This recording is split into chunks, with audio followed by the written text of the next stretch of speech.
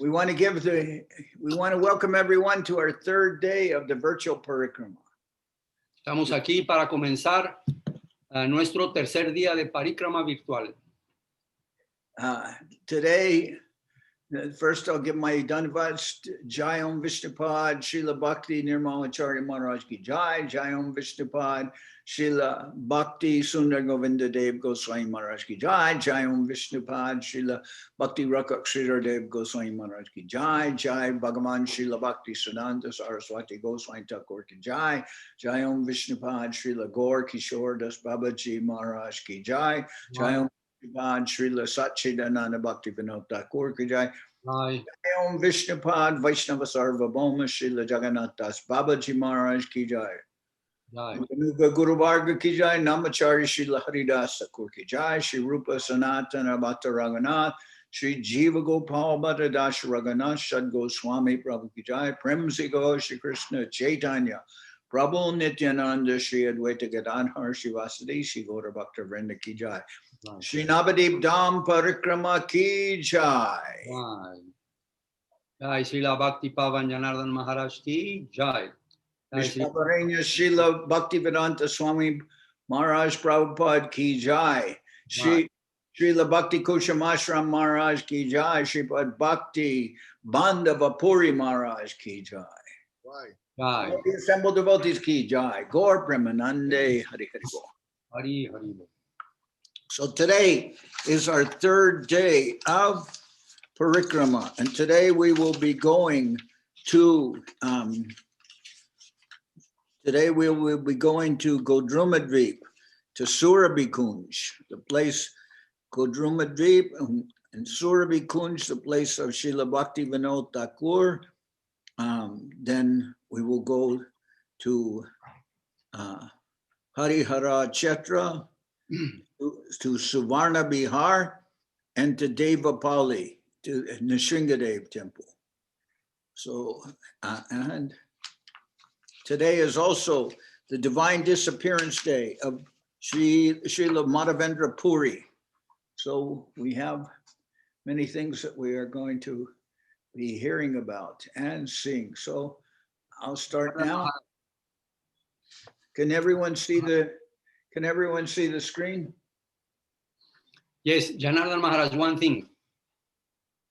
Generally in our parikrams, when we were walking all the way from the Sri Chaitanya Saraswat Mat to start our parikrama, today's parikrama in Godrum, in Surabhikunj, and we will go through this long path. We cross the Goranga Setu, we enter into the other side, the eastern side of the banks of the Ganges, and then we go all the way to Surabhikunja. But in the middle, we just stopped and read a little bit about Madhya Dweep. Okay, but there's no rest today. No rest for the weary. Okay, so I'm starting. We'll cross the Ganga and everything like this. Here we go. Starting at the Sri Chaitanya Saraswat Sevashram, there's the Samadhi of Srila Guru Maharaj, Srila Sridhar Maharaj. The devotees will gather there to start the Parikrama. Now, there's the divine mandir of their lordship Shishi Guru Gauranga Gandharva Govinda Sundarju. And here's our disciplic succession. Srila Saraswati Thakur, Bhagavan Srila Saraswati, Bhakti Siddhanta Saraswati Thakur, then to Srila Bhakti Rakak Sridhar Dev Goswami Maharaj, Srila Bhakti Sundar Govinda Dev Goswami Maharaj, and Srila Bhakti Nirmalacharya Maharaj. There's their lordship Shishi Guru Gauranga Gandharva Govinda Sundarju. Here's our deities here in SoCal, Shishi Guru Gauranga Gandharvika Giridhariju. There's Srila Govinda Maharaj waiting for the devotees. Srila Acharya Maharaj ready to begin the Sankirtan. And we'll be envisioning everything of Sri Navadip Dham as revealed by Srila Bhakti Vinod Thakur in his Sri Navadip Dham Mahatmya, where Sri Nityananda Prabhu is showing the Dham to Srila Jiva Goswami. Okay, so if you're all ready to begin, we can start with some kirtan. All right.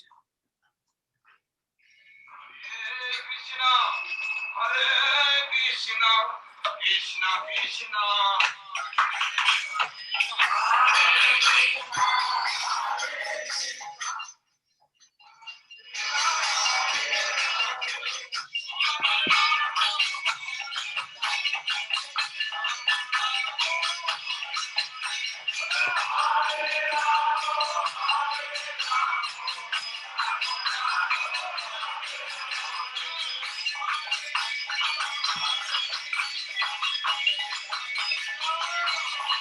Shri Shri Navadip Dham Parikrama Sri Chaitanya Saraswat Mat Jal Mandir. Okay.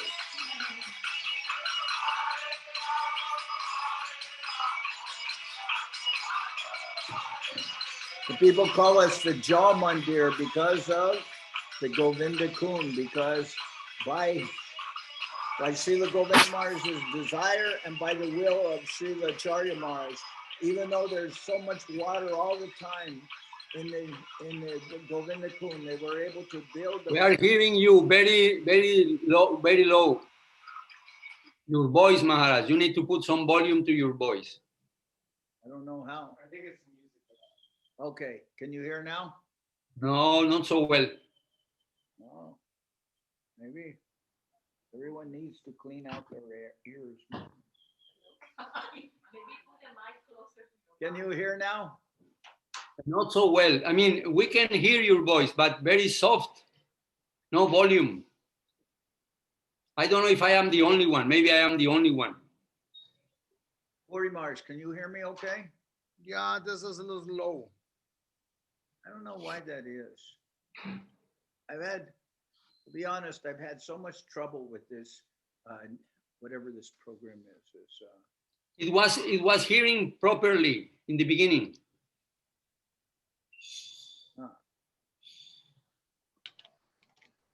Sepa la bola.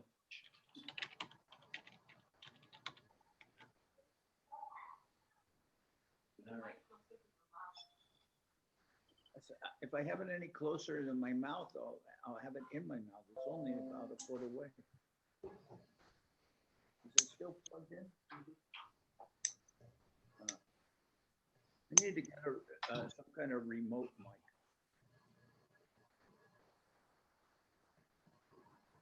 How about if I plug it directly into my computer? We'll try that. Can you hear me better now? No. No, Maharaj. Little soft. Before, Maharaj, before you put the kirtan, it was hearing well, natural, normal, well. How's this? The kirtan, Yes. How is this? Now we got the proper sound. Okay. Okay, now it's good sound. Good sound. Yeah. Okay, good. Nice, good. Okay, I'll keep that there, and I'll keep this there. All right. So a little bit more kirtan. Back to kirtan. All right. Don't worry. Don't worry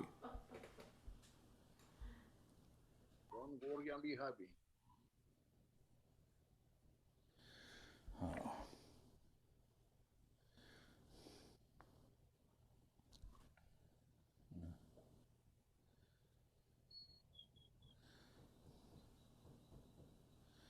Playlist, okay. Apple always got to, Apple has to think of ways to annoy you. Okay. Comienzo here. Microsoft will do to you.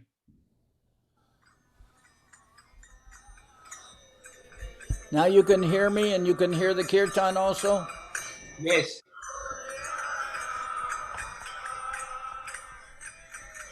Okay, so now we're leaving the Mat and we're going towards the Gauranga Setu, the bridge that will take us over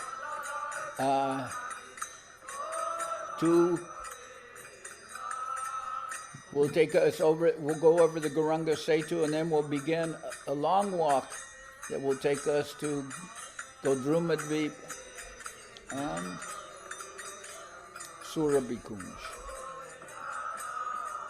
There we are.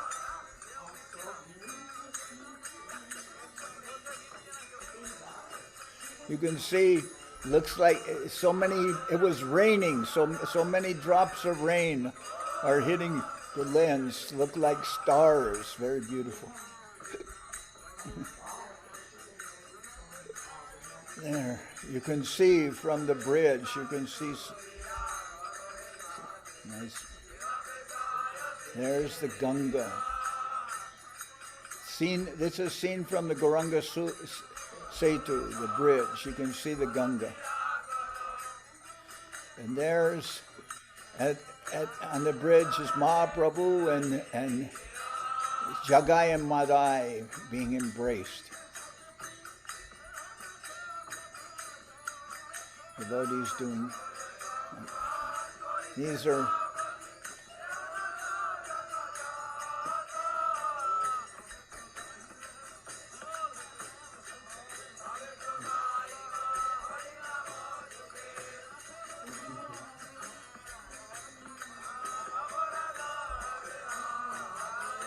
now crossing the bridge, we start to go on a long walk through Navadip.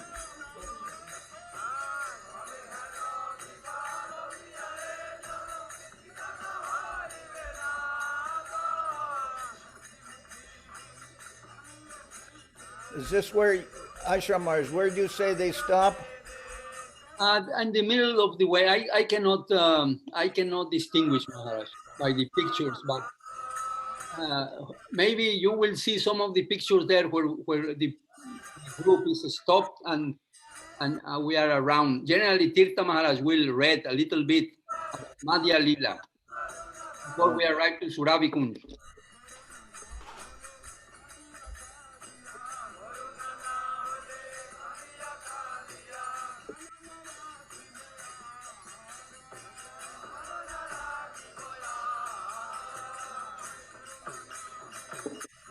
That's the Arunodaya Kirtan, huh?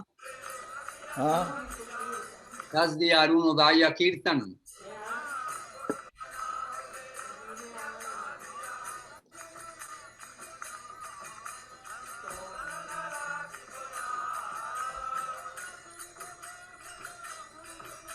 Oh, Gurudev. Gurudev.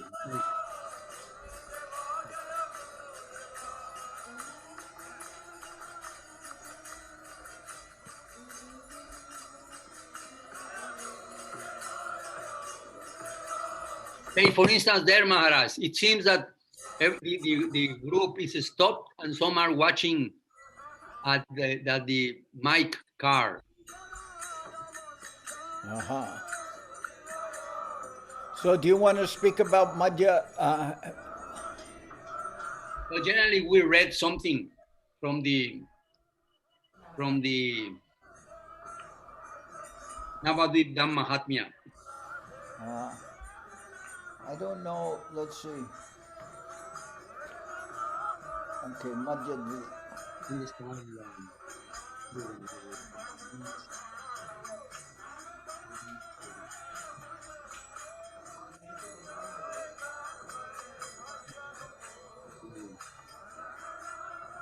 I think they do that because we don't really go to, before in Madhya, we used to go to, that were... En la página, Maharaj, el capítulo número 9, ¿no? Sri Madhya Dweep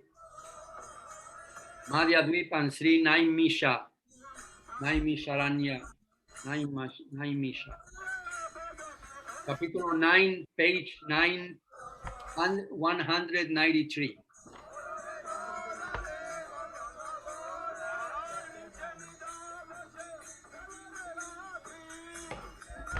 No, con Ángela Romero, Okay. si me puede repetir de qué libro vamos a leer, por favor. Sri Navadvipdam Mahatmya, del libro donde se describe el Sí, sí, sí. Parikrama de Sri Navadvipdam. ¿Y la página? La página, estamos en la página 193, capítulo número 9. Muchísimas Intitulado gracias. Sri Madhya Dweep y Sri Naimisha.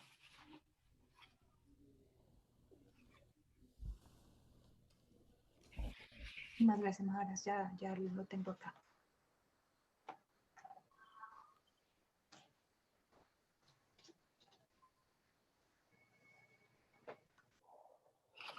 Okay. So do you know where we start on 193 and we read to which verse? Do you know? Let me. A ver, Dhruva. No. Well, this whole chapter is not very long. We can read.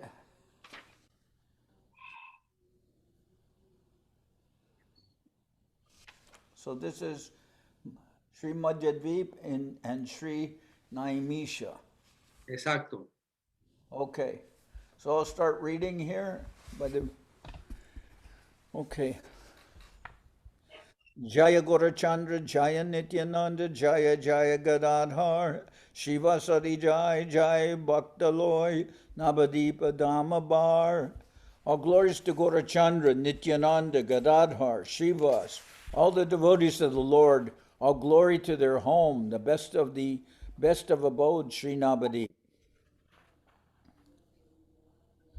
Immersed in divine love and madly chanting about Gauranga, Nityananda departed with the devotees at the end of the night, distributing divine joy. Coming into Madhyadweep and laughing, Nityananda Prabhu said, "This is Majjida Gram. The 7 sages resided here and worshipped the moon-like Sri Gora. During Satya Yuga, the sages became immersed in chanting Gora's glories and prayed to their father Brahma for the eternal wealth of divine love for Gauranga. Four-headed Brahma felt great joy and said to his 7 sons, "Go to Navadip and chant the glories of Gora. You will easily attain divine love. The mercy of the Dham is supreme. Those who attain it attain the association of the sadhus. Serving in the association of the sadhus and becoming immersed in divine love for Krishna is the ultimate joy. Those whose hearts develop attachment to Navadip attain residency in Braja. The supramundane Dham and the name of Gaurahari are the only desires of the sadhus. Properly understanding the instructions of their father, the 7 sages came here, chanted the name of the Lord and danced. They prayed for divine love for Gauranga and loudly chanted his glories. They prayed, "O Gaurahari, just once mercifully reveal yourself to us. Practicing various dharmas, we became offenders, but we have now accepted devotion to be all in all." The sages performed austerities and served Gaurahari with firm devotion. They ate nothing, never went to sleep, and constantly chanted the name of Gaura. Once at midday, merciful Gauranga, in the company of the Panchatattva, revealed himself to the sages. As bright as 100 suns, his effulgence was alluring to the minds of yogis. How extraordinary was his form! How beautiful and golden was his figure! He had a forest garland around his neck, and the glittering of his ornaments illuminated the directions. His charming glance, his wavy hair, the spot of sandalwood paste on his forehead, his dhoti tucked in 3 places, his sacred thread, all were extremely beautiful and further beautified by his garland of jasmine flowers. Seeing his form and becoming enchanted, the sages prayed, "May we take shelter at your feet. Please give us the wealth of devotion to your feet." Hearing their prayer, Gaurahari mercifully said, O sages, listen, leave behind all other desires and the chains of exploitation and renunciation, and discuss only Krishna. My pastimes will manifest in Nadia soon, and you will then see my pastime of chanting my name. For now, keep this secret. Remember my words and worship Krishna at the ghat you made in Sri Kumarahata. When Gaurahari disappeared, the 7 sages went to Kumarahata. See now the 7 hills shining here. They are arranged just as the 7 sages are in the sky. Residing here, the sages attained Gaurahari without following the rules and regulations of yoga practice. So see the river to the south of here. This is the Gomati. She is extremely pure. See also the Naimisha forest. In the previous manifestation of the universe, as Kali became very strong, Shonaka and other sages joyfully heard about Lord Gaura from the holy mouth of Sutta Goswami. Anyone who recites the Puranas here during the month of Kartik leaves behind all miseries, becomes immersed in the pastimes of Gaura, and easily attains Braja. One Shiva left Nandi, rode Brahma's swan here with his devotees, and heard the Puranas and songs about the glories of Gaura. Chanting and dancing, Shiva's followers from Kashi surrounded him, chanted the name of Gaurahari, and showered flowers. Hearing the words of Nitai, Jiva became ecstatic. He lost his composure and rolled on the ground, relishing the glories of the Dham. The devotees spent the day there with Nitai Chand. The next day, they went to see Sri Pushkar.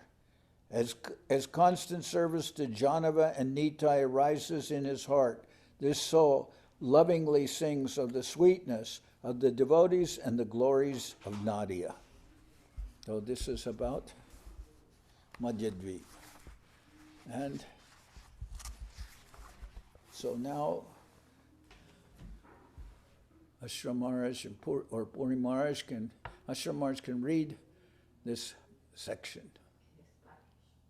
We translate vamos a traducir lo que Janardan Maharaj leyó del Sri Navadvip Dham Mahatmya. Nosotros estamos yendo hacia la isla de Godrum, pero en el medio, en nuestro camino, se detiene el grupo y lee algo a la distancia de la isla de Madhyadvip, para de esa manera por lo menos cubrir con la lectura, ¿verdad? Escuchando esta otra isla, Madhyadvip. En el capítulo 9 del libro Sri Navadvip Dham Mahatmya, intitulado Sri Madhyadvip y Sri Naimisharanya, se dice: todas las glorias a Gaura Chandra, Nityananda, Gadadhar, Srivas y a todos los devotos del Señor. Toda la gloria a su hogar, la mejor de las moradas, Sri Navadvip Dham. Inmersos en el amor divino y enloquecidamente cantando acerca de Gauranga, Nityananda partió con sus devotos y al final de la noche distribuyendo hasta el final de la noche, distribuyendo amor, dicha divina. Viniendo a Madhyadvip y riendo, Nityananda Prabhu dijo: esto es Majida Gram. Los 7 sabios residieron aquí y adoraron a Sri Gaura, quien tiene un rostro como luna. Durante Satya Yuga, los sabios se volvieron inmersos, quedaron inmersos al cantar las glorias de Gaura y oraron a su padre, el señor Brahma, por la riqueza eterna del amor divino de Gauranga. El señor Brahma de 4 cabezas sintió gran dicha y dijo a sus 7 hijos: vayan a Navadvip y canten las glorias de Gaura. Ustedes fácilmente obtendrán amor divino. La misericordia del Dham es suprema. Aquellos quienes la obtienen alcanzan la asociación de los sadhus. Sirviendo en la asociación de los sadhus y volviéndose inmersos en el amor divino por Krishna, esto es Servir en la asociación de los sadhus y quedar inmerso en el amor divino por Krishna es la meta, es la dicha última. Aquellos en cuyos corazones se ha desarrollado el apego a Navadvip, alcanzan residencia en Braja. El lugar sagrado supramundano y el nombre de Gaura Hari son los únicos deseos de los sadhus. Apropiadamente entendiendo las instrucciones de su padre, los 7 sabios vinieron aquí, cantaron en nombre del Señor y danzaron.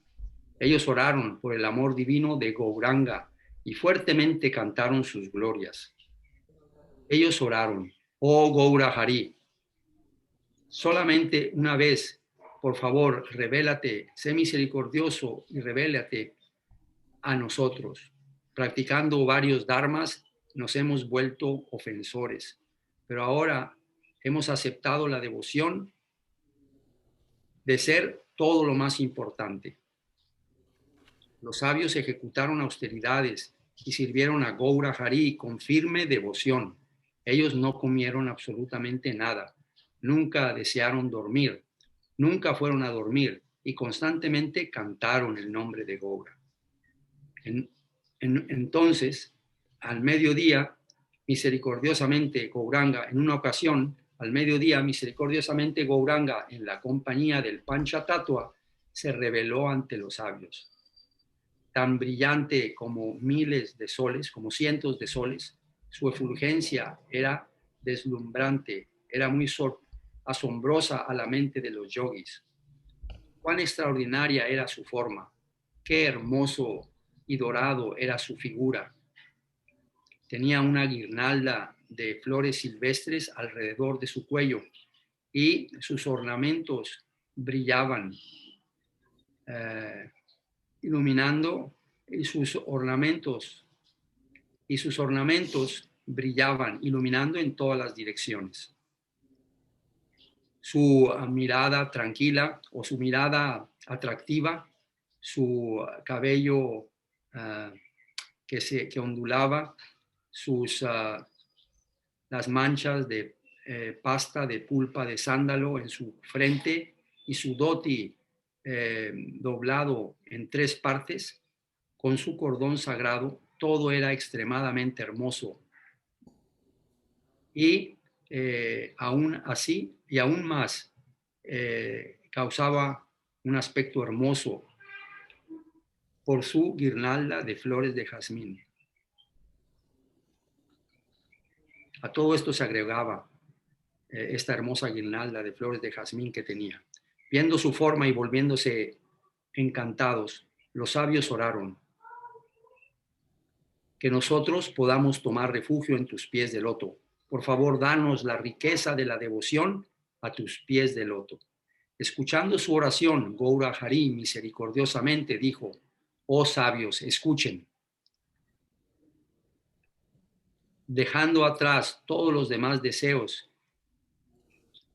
y las cadenas de la explotación y la renunciación, y discutiendo solamente Krishna, mis pasatiempos se manifestarán en Nadia muy pronto, y todos ustedes podrán ver mis pasatiempos de cantar mi santo nombre.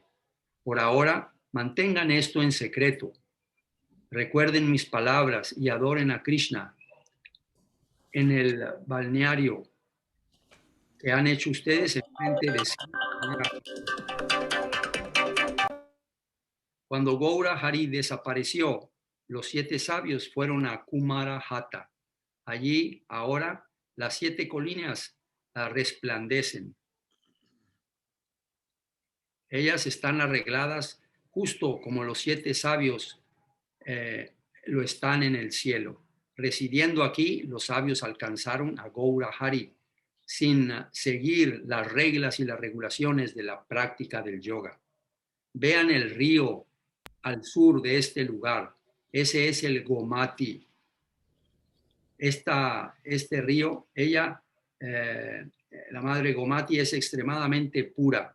También vean el bosque Naimisha. En la previa manifestación del universo, mientras Kali Yuga se volvía muy prominente o muy fuerte, Shaunaka y los demás sabios dichosamente escucharon acerca del señor Gauranga de la boca de Sutta Goswami. Quien sea que recite los Puranas aquí durante el mes de Kartik abandonará todas las miserias, se volverá inmerso en los pasatiempos de Gaura y fácilmente alcanzará Braja. Una vez Shiva dejó a Nandi, Rod Brahma Swam, Rod Brahma Swam, Maharaj, Ah, el cisne que transporta al señor Brahma, aquí con sus devotos.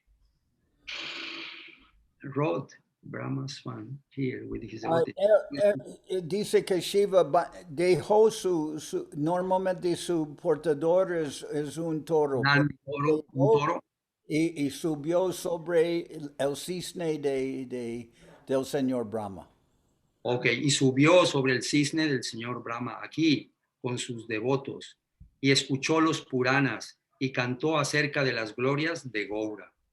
Cantando y bailando, los seguidores de Shiva desde Kasi lo rodearon a él, cantando el nombre de Gaura Hari y ofreciendo flores. Escuchando las palabras de Nitai, Jiva se volvió extático.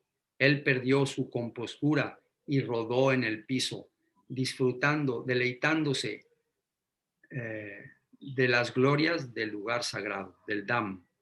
Los devotos pasaron aquí el día con Nitai Chan. Al siguiente día, ellos fueron a ver Sri Puskar. Como un constante servicio a Janava y a Nitai, mientras que un constante servicio a Janava y a Nitai surge en su corazón, esta alma canta amorosamente la dulzura de los devotos, de las glorias de los devotos de Nadia. Devotees and the glories. Cantando acerca de la dulzura de los devotos y de las glorias de Nadia. Listo.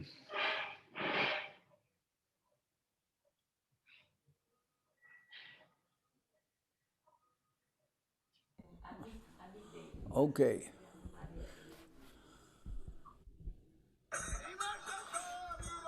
Ya continuamos con nuestro caminata.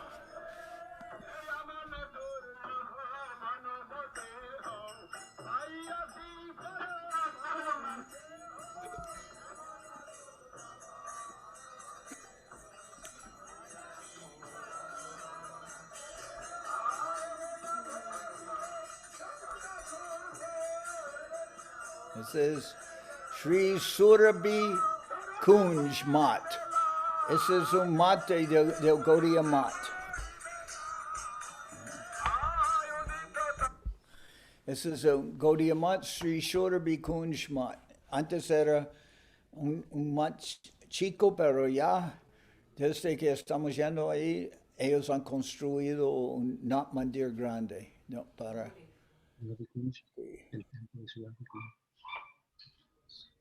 Ya ven las deidades.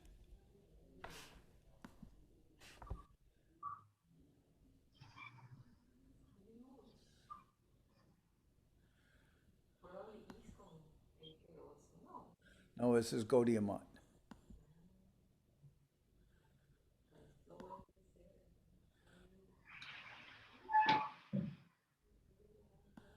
Okay.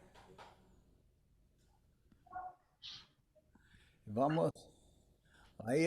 Ahí está Parvat Maharaj. Yes. Quizás. Shri Bhakti Chandan Parvat Maharaj ki jai. Okay. Balaram Prabhu, Niriha Maharaj, Giri Govardhan Prabhu está atrás. Nirija Maharaj está ahí. Y Niriha Maharaj que tiene las manos juntas. Acá al otro costado de Parvati Maharaj de blanco es Balaram. Y detrás de Niriha Maharaj está Giri Govardhan Prabhu de Colombia, de Paipa. Ok.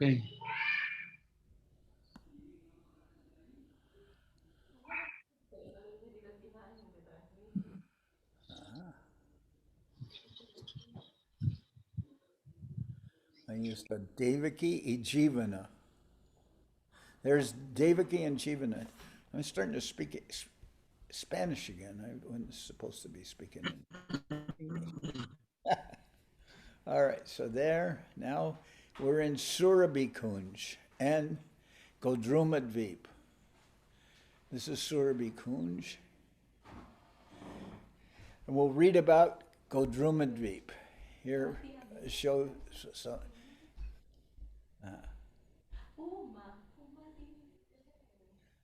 You recognize? Sujanananda Prabhu, ¿quién está cantando? Sí, yes. And here. Huh? And here's the deities that was in the small temple, because we're seeing from behind.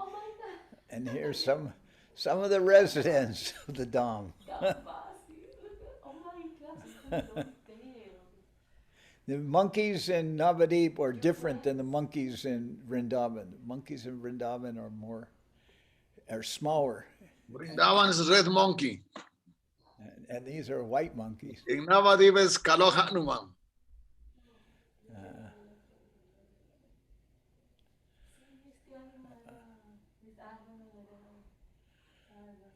Nobody can see through you.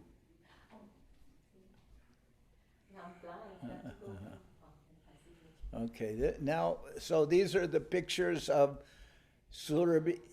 We're going to read about Godruma Dvip in two parts. I'm going to read two parts here. First, so this is all very beautiful here. Surabhi Kunj.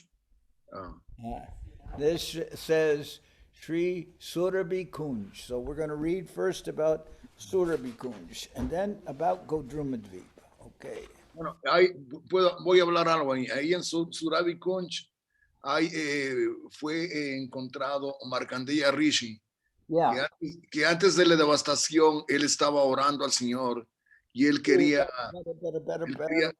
Maharaj, vamos a leer eso en el Navadip Dham Mahatmya. ¿Y tú tienes el Navadip Dham Mahatmya? Lo tengo en inglés, pero yo prefiero que Maharaj lo traduzca. De memoria, él se lo sabe de memoria. Viene este pasatiempo, Maharaj, siga el pasatiempo de Surabhi, de la vaca Surabhi del señor Indra. Sí, yo tengo todo eso. No, léelo, Maharaj, léelo. Ok, está en la página 178 y en el verso 26, ok.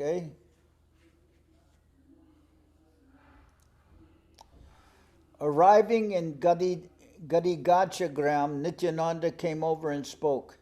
This island is called Godruma. Surabhi resides here eternally. When Indra, bewildered by Krishna's illusion, flooded Gokula with his powerful rains, Krishna lifted Govardhan Hill and carefully protected Gokula. After Indra's pride was crushed, Indra recognized Krishna. To clear his offense, he bowed and grasped the feet of Krishna. Krishna, the ocean of mercy, forgave Indra and gave him the boon of fearlessness. Still, Indra remained fearful. He then spoke to Surabhi. I could not understand the pastime of Krishna, and I committed a very heavy offense. I have heard that during Kali Yuga, Krishna will perform wonderful pastimes in Nadia. At that time, I will become bewildered and be an offender again. O Surabhi, you know everything. Please advise me about this.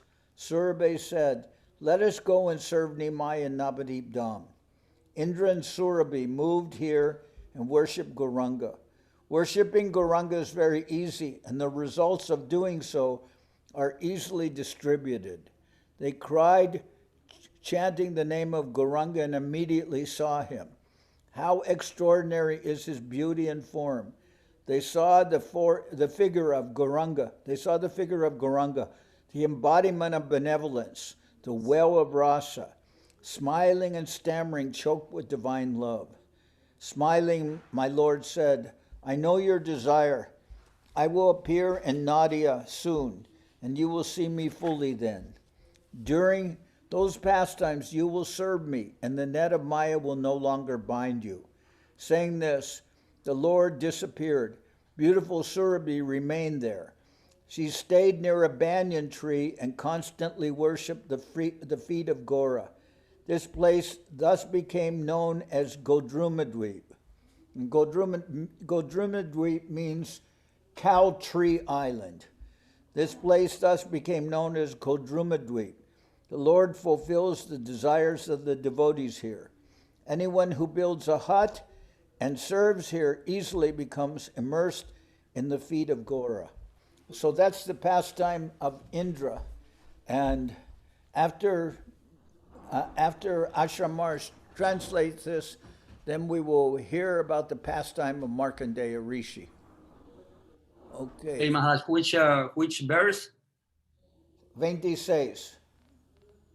26. 26 a 50. Ok. 26.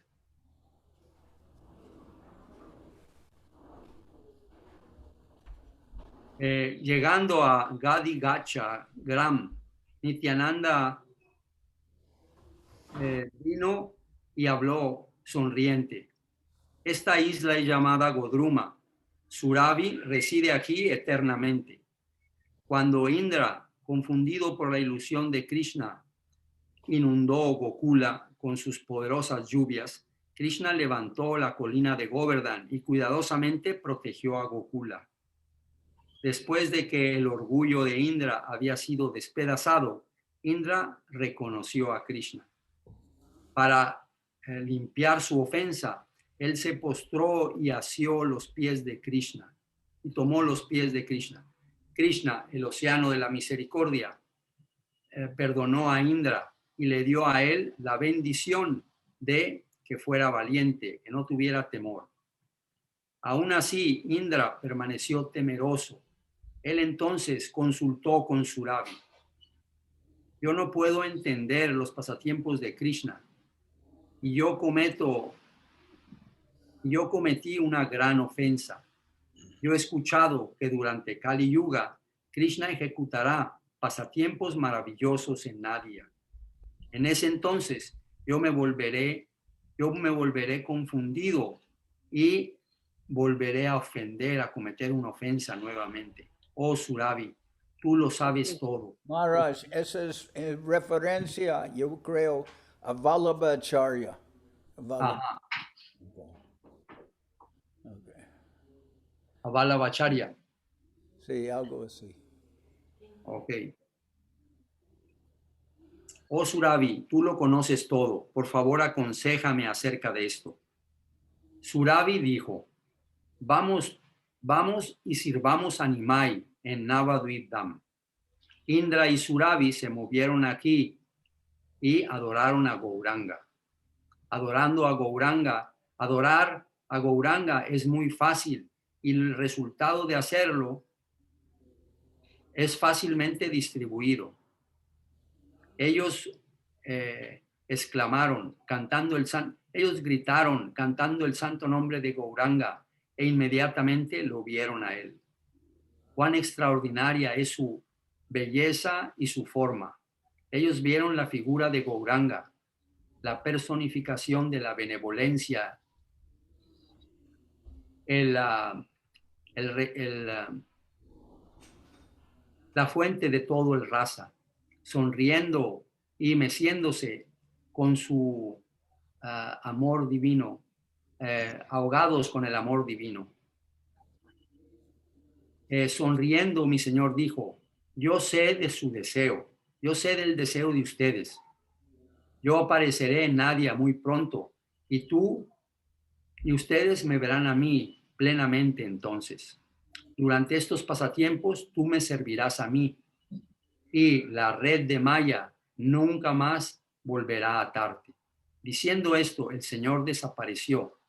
La hermosa Surabhi permaneció aquí. Ella permaneció cerca de un árbol baniano. y constantemente adoró los pies de Gauranga. Este lugar se volvió conocido, por lo tanto, como Godrum Dweep. El Señor satisface los deseos de los devotos aquí.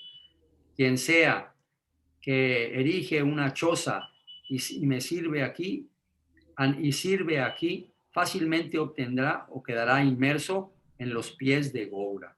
Okay. Y esa es la explicación de Surabhi Kunj, como Surabhi acompañó al Señor Indra, como Surabhi acompañó a Indra durante el pasatiempo de levantar la colina de Govardhan, y Surabhi se bañó al Señor durante su Abhishek, después que cuando Indra fue perdonado. Entonces, ahora, why am I speaking? Okay, I'm speaking Spanish. Now, we're going to continue. We'll read the I'll read the pastime in English of Markandeya Rishi. Also happened here in this place of Godrumadvip. That's why it's called Godrumadvip. And then Puri Maharaj will describe that pastime. So, this goes on. There's a wonderful story about Markandeya Muni, who was present on this island during the destruction of the universe. Markandeya Muni attained a lifetime of 7 kalpas, and during the destruction of the universe, he underwent great difficulty. Everything became submerged in water, and he searched for a place to stay. Floating and floating about, he thought, alas, why have I taken this boon? During the destruction, only the 32 miles of Navadip Dham arise and give shelter to the devotees. Floating in the waves of the water, the sage suddenly lost consciousness. Being very merciful to him, Surabhi carefully rescued the sage. Surabhi is the cow who rescued the sage. Regaining consciousness, Markandeya Muni saw the wonders of Godrumadvip. He saw an abode spanning 2 billion miles around, resplendent with rivers and streams. Numerous trees and vines were shining, and birds were chanting the glories of Sri Gaura. He saw a banyan tree that was 8 miles wide, and he saw Surabhi beneath it. Stricken with hunger, the sage spoke to Surabhi. O goddess, please save my life. Rescue me by giving me some milk. Surabhi mercifully fed the sage with her milk. Revitalized, Markandeya Muni spoke to Surabhi again. O goddess, you are my mother, and the world is absorbed in your illusion. Not understanding the consequences, I accepted a boon of living for 7 kalpas without dying. During the destruction of the universe, there are numerous miseries and extreme distress. There is no happiness. O mother, tell me, what should I do? How can I overcome this distress? Surabhi said, serve the feet of Sri Gaura. This abode of Navadip is beyond material nature. It is never destroyed. To fleshy eyes, it is only 32 miles, but it is a supreme abode, Vaikunta, and eternally faultless. Here, time and space are supramundane, and no one knows a material illusion. See the great wonder of Navadip. The chaste Viraja flows all around it. Every part of Navadip measures 2 billion miles, and at its center is the grand city of Mayapur. The 8 islands of Navadip are petals, and Antardvip is their whirl, or their center. All the holy places, gods and sages reside here and worship Gauranga. O Markandeya, understand your fortune and take shelter at the feet of Gauranga. Take shelter of the tree of the true Dharma and keep desires for enjoyment and liberation far away. By taking shelter of Gauranga and serving him, you will attain divine love in Madhura Ras. When that divine love appears in your heart, it will set you afloat in the rasa of the arts within the pastimes of the Lord. You will take shelter at the feet of Radha and Braja, and your heart will be engaged in the service of the divine couple. Know that the joy of service is unparalleled, and knowledge of static liberation is useless. Hearing the words of Surabhi, the sage immediately joined his palms and spoke. When I serve the feet of Sri Gora, what will become my destiny? Surabhi then spoke the ultimate conclusion. There is no judgment in the service of Sri Gora. When you call the name of Sri Gora, all your karma will be destroyed. No reactions will remain any longer, and your attachment to material existence will disappear. And not only your karma, but the consequences of your pursuing liberation will also be eradicated. You will become immersed in the ecstasy of Gauranga, living on this island and serving him. Hearing this, Markandeya floated in joy. He chanted the name of Gora, cried, and sometimes laughed. Jiva, see here the wonderful place where Markandeya received life. Hearing the glories of Gauranga from the mouth of Nitai, Jiva floated in the greatest joy. They spent the day in that place and then went to Madhyadweep, chanting Hari. Knowing Nitai and Janava's feet to be all in all, the fallen Bhakti Vinod holds the order of Nitai on his head and describes the glories of Nadia. So now, Bhakti Bandhava Puri Maharaj. Now, Bhakti Bandhava Puri Maharaj in Spanish will explain to us the story of Markandeya Rishi and this Godrumadvip. Sí. Markandeya Rishi había estado pidiendo que quería vivir por 7 kalpas sin morir. Prácticamente quería ser eterno. Entonces, cuando llegó el momento de la devastación total, todos los universos fueron inundados con agua y el mundo se tornó oscuro. Entonces, en esa condición, él estaba en el medio del agua, del océano, y oscuro.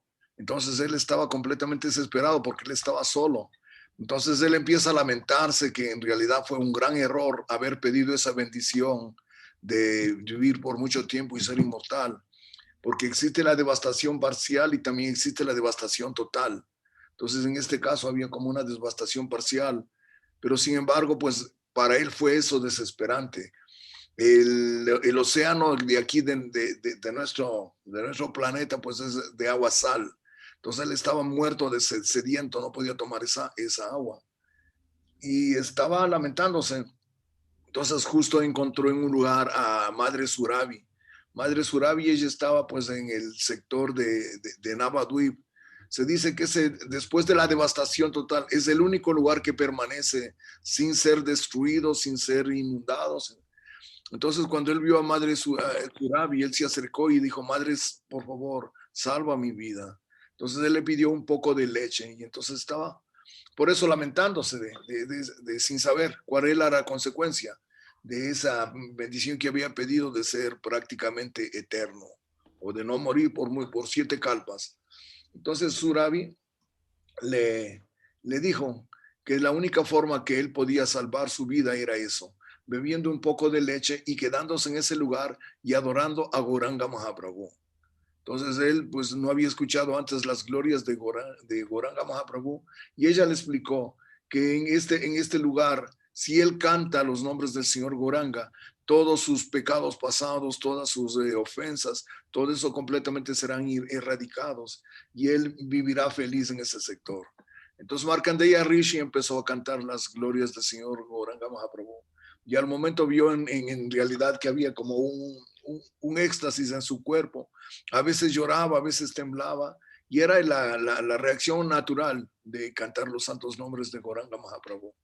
Entonces, cuando el señor Nityananda Prabhu estaba llevando a Jiva Goswami, él le muestra, le dice: este es el lugar, el Surabhi Kunj, donde fue salvado Markandeya Rishi. Ese es el resumen de lo que leyó Janardan Maharaj de Surabhi Kunj. Jai, Dandavad. Ok, entonces And then we're here in Surabikunj, and now we will go to the Pushpa Samadhi, to the Samadhi and Bhajan Kutir of Srila Bhaktivinoda Thakur, very nearby. And we'll go along by the narrow gauge railway track that the government, British government built just for Bhaktivinoda Thakur. And is okay. Ahora vamos a ir de aquí, de este lugar, Sri Surabi Kunj, a nuestro siguiente sitio, dice Srila Janardan Maharaj, que es la casa de Srila Bhaktivinoda Thakur. Queda a muy poquita distancia uno de otro, un sitio del otro. Así es que el grupo generalmente, claro, siempre vamos caminando, pero está muy cerca la casa de Srila Bhaktivinoda Thakur. Una última cosa, Janardan Maharaj, en este sitio se explicó el nombre de la isla Godrum. ¿Nos podrías decir algo de esto? Sí, Godrumadvip significa cow tree island. Godrumadvip is called meaning cow tree island. Vaca Arbo, la isla de Vaca Arbo. Vaca Surabi y Arbo es el gran bañano donde se queda Surabi ahí. Okay. Ahora.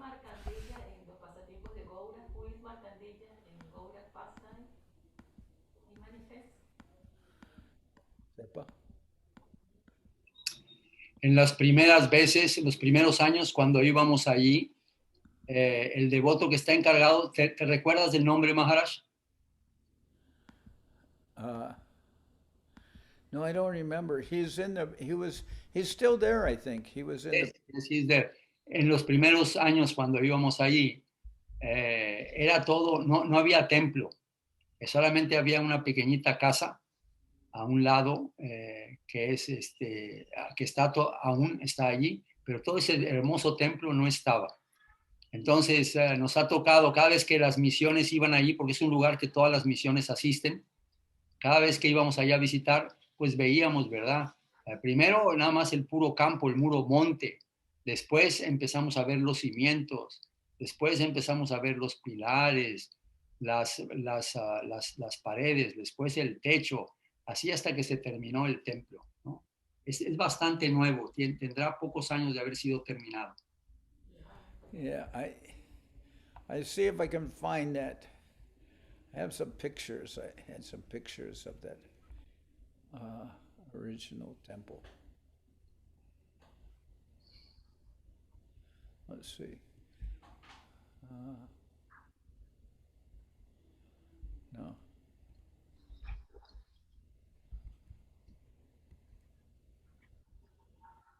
Okay.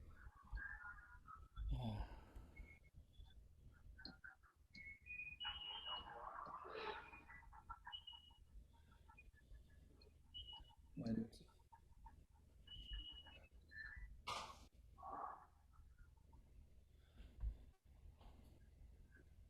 Ahí está él, Maharaj, ¿no? Abadut Maharaj, sí. Abadut Maharaj. Sí se llama. A lo mejor sí, Aquí está Dhruvananda Prabhu. Él dice que a lo mejor el nombre de él es Abadut Maharaj. Sí, ese es. Ese es.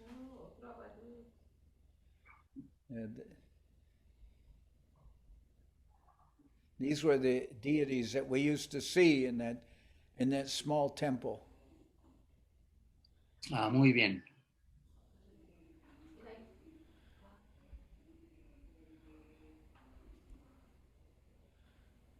Okay, now this is Srila Surabikunj. Okay, this is Srila Bhaktivinoda Thakur's Bhajan Kutir. Now we're going to the house of Bhaktivinoda Thakur in his Samadhi. Srila Bhaktivinoda Thakur's Bhajan Kutir. Coming in. This is the Pushpa Samadhi of Srila Bhaktivinoda Thakur. Bhaktivinoda Thakur, his Samadhi is Pushpa. He was cremated, but Pushpa Samadhi. And this is where he lived, in Surabikunj. And these are Gaur Gadadhar deities that he's worshiping. You can see here also Gaur Gadadhar. And Gaur Kishore Das Babaji Maharaj's Bhajan Kutir is there. This is Bhakti Vinod Thakur's room.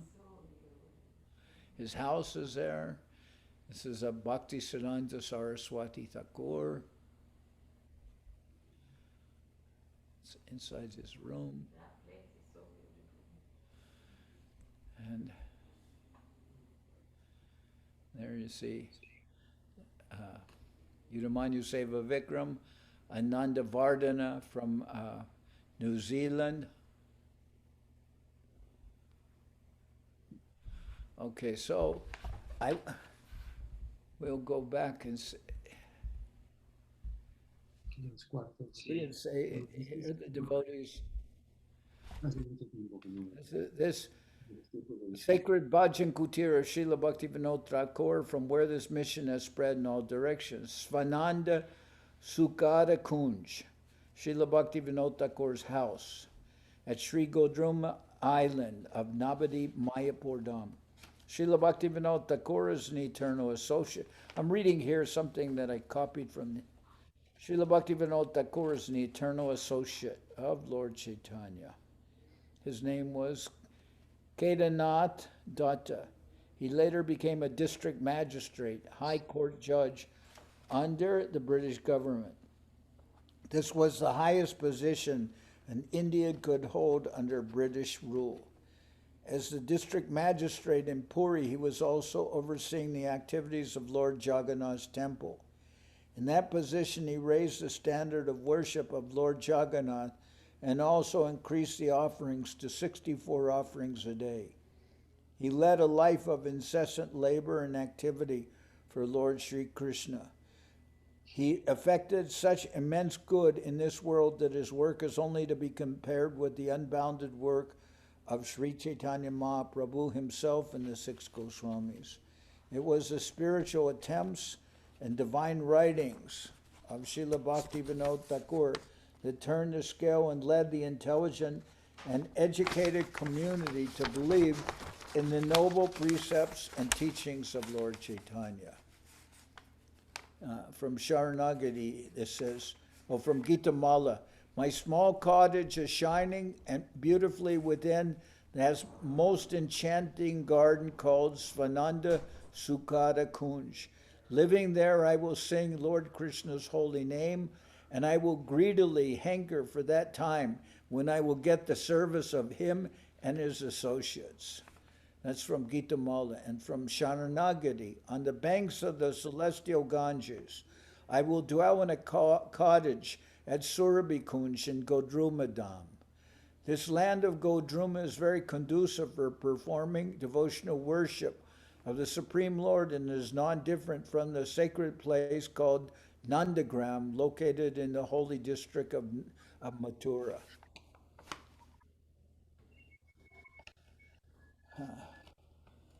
The personal deities worshipped by Srila Bhaktivinoda Thakur are here, and they're Sri Gaur Gadadhar. The samadhi of Srila Bhaktivinoda Thakur is at Swananda Sukhada Kunj. On the right side, let's see if I can find this. On the right side is the Murti of Sri Krishna Das, the dedicated servant of His Divine Grace. Srila Bhaktivinoda Thakur, and let's see. Srila Gaur Kishore Das Babaji Maharaj's Bhaja Kutir is on the right side of the main altar. It's the place where Gaur Kishore Das Babaji had a Bhajan Kutir. He spent many hours chanting the holy names. Previously, the doorway to his hut was facing the back wall, reflecting Gaur Kishore Das Babaji's humble mood, but now it has been changed to face the main courtyard so the visitors can be with him. And it is said that at times the four great Vaishnavas Acharyas, Srila Jagannath Das Babaji, Srila Gaur Kishore Das Babaji, Srila Bhakti Vinod Thakur, and Srila Bhakti Siddhanta Saraswati Thakur would meet here and discuss the pastimes of Gaurahari. From the veranda of Thakur Bhaktivinod's house one day while chanting Hare Krishna, he saw the horizon of Mayapur light up under the effulgence of one exceedingly wonderful temple which will broadcast the eternal service of Lord Gauranga throughout the world. The site for this vision was, so he envisioned the whole city of Mahaprabhu from that, from across the river, and he is seeing the between Mayapur and Surabhikunj, the river is called Jalangi, which we can say is non-different from the Saraswati River. And then Bhakti Vinod Thakur is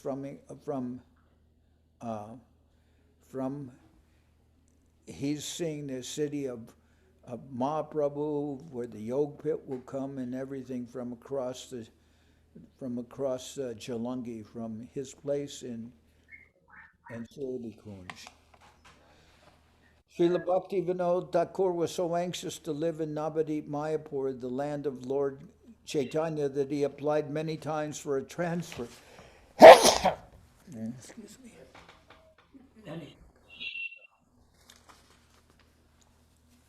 So anxious to live in Navadip Mayapur, the land of Lord Chaitanya, that he applied many times for a transfer to any town nearby. Upon not receiving the desired transfer, he formally submitted resignation from public service. At this, the British government conceded, and he obtained transfer to Krishnanagar, which is 25 miles from Navadip Mayapur, 25 kilometers from Navadip Mayapur, as the district magistrate. In the year 1865 was the most eventful year in the history of the Vaishnava world. It was in this year, one night, while Thakur Bhakti Vinod was chanting Hare Krishna Mahamantra on the veranda of his house, he saw a dazzling golden effulgence emanating from the other side of the Jalangi River. This also happened the next night, but this time he saw beautiful golden forms of Sri Chaitanya Mahaprabhu and Nityananda Prabhu dancing in kirtan. The next day he went searching in the direction of the effulgent vision and came to an area covered in tulsi plants in a Muslim village called Miyapur. After extensive research and the divine confirmation of Srila Jagannath Das Babaji Maharaj, Srila Bhakti Vinod Thakur officially memorialized the birth site of Lord Chaitanya and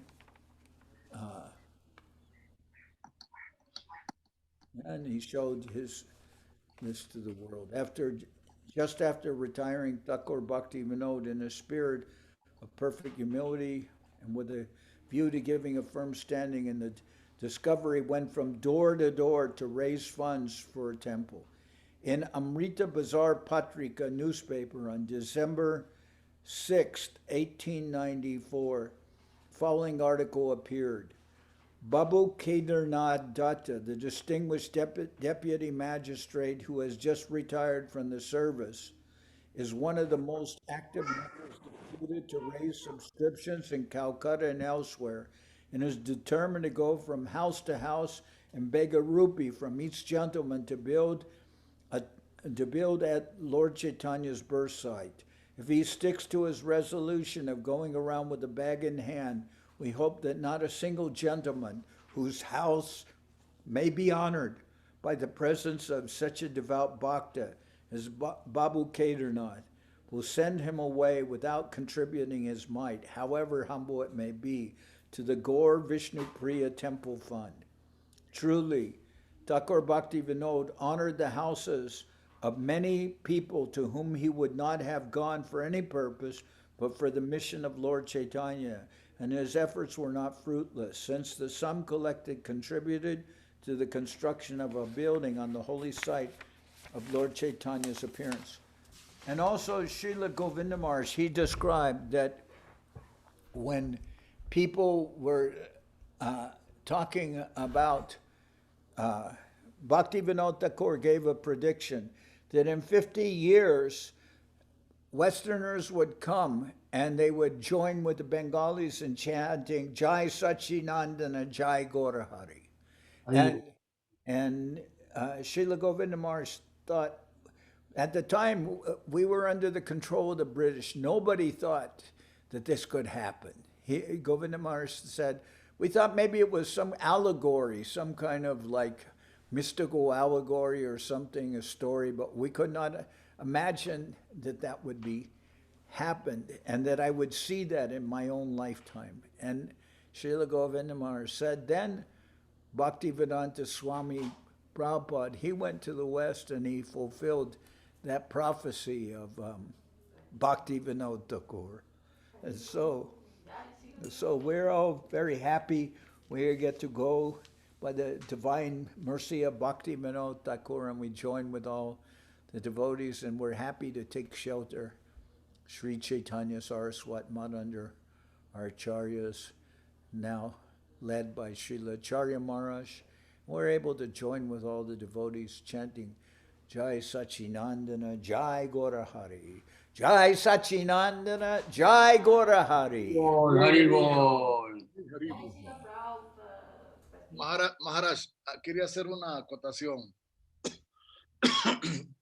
En la baranda de Srila Govinda Maharaj había una pintura, alguien pintó Guru Maharaj, Srila Prabhupada al lado y estaba de pie Srila Govinda Maharaj. Y había una inscripción ahí que decía que en el milenio pasado, en el centenario pasado, Bhaktivinoda Thakur predijo, ¿no? Dice que después Bhaktisiddhanta Saraswati empezó a traducirlo en acción y que ahora Swami Prabhupada, él lo ha hecho. Y Guru Maharaj decía, y nosotros estamos orgullosos. No, decían que Bhaktivinoda Thakur lo previó hace mucho tiempo atrás. Bhaktisiddhanta Saraswati empezó a traducirlo en acción y que Swami Prabhupada lo hizo. Y Guru Maharaj decía, y nosotros estamos orgullosos.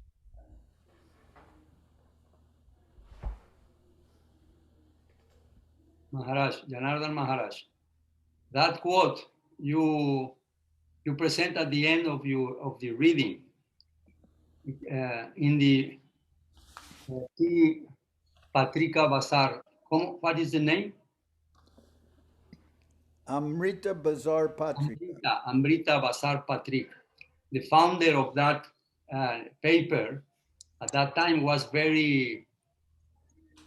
era muy ilustre, ¿no? Este periódico. Y el fundador de ese periódico fue Shishir, no sé si es Shishir Ghosh o Shishir Kumar Ghosh.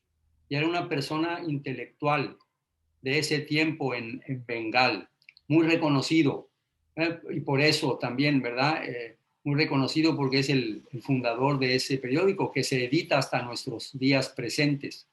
Él tenía una relación muy estrecha con Bhaktivinoda Thakur y con otras personalidades, ¿no? Con otros magistrados y personalidades del gobierno. Y él es el que le dio el título a Srila Bhaktivinoda Thakur del séptimo de los Goswamis, en vista a los logros que ha tenido Kedarnath, en vista a lo que ha realizado. No está de más el que nosotros lo reconozcamos a él, decía, como el séptimo de los Goswamis. También en este libro no es que el doctor Norton descubrió a Aurobindo Ghosh. ¿En cuál libro, Maharaj? En el periódico que había el caso ese del doctor Norton. Tal vez. Estaban buscando a Aurobindo Ghosh. Tal vez. Maharaj, no sé también si nos pudieran comentar acerca del verso de Sridhar Maharaj en su Mangala Charan a la obra de Sharanagati de Bhaktivinoda Thakur, a su libro de cantos Sharanagati. Bhaktivinoda Thakur hace un Mangala Charan, que es la invocación auspiciosa que cantamos todos los días en el libro de cantos, ¿no? Sri Krishna Chaitanya Prabhu Jive Doya Kori More, o Jiva Doya Kori, Swaparsada Suya Dama Saha Avatari. Ahí Bhaktivinoda Thakur, Srila Sridhar Maharaj hace un comentario, Lagu Chandrika, y en ese comentario hace una invocación auspiciosa también. Y el verso número 8 es ese verso que siempre los devotos discuten y del que escuchamos cuando estamos en la casa de Bhaktivinoda Thakur. Grantadam, Gurudam. Gurudam, Grantadam, Grantadam, Gurudam, Gauradamadan. Gauradam, Namadam, Namadam Muda. Pero si nos puedes hablar un poquito, aunque no citemos el texto, un poquito de lo que el verso contiene. Okay. Okay. Perdón, Maharaj, ¿dónde está ese verso? Ese verso está aparece en el libro de Sharanagati, en el libro de Sharanagati de Bhaktivinoda Thakur que publicó Sripad Bhakti Kamal Tyagi Maharaj. Ahí viene acompañando el libro de Bhaktivinoda Thakur, Srila Sridhar Maharaj hizo un comentario, el Lagu Chandrika, y al principio de ese comentario viene una invocación auspiciosa. El octavo verso de esa invocación auspiciosa es al verso que nos referimos. Ese verso que está señalando Saraswati, ese es el libro. Sí, el mismo Saraswati, el mismo. Saraswati ahí busca en la invocación auspiciosa que hay de Srila Sridhar Maharaj, en el texto número 8, creo que es el texto número 8.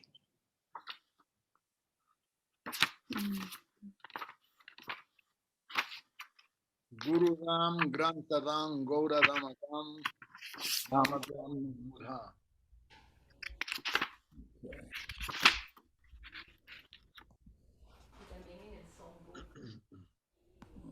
Estoy tratando de ver.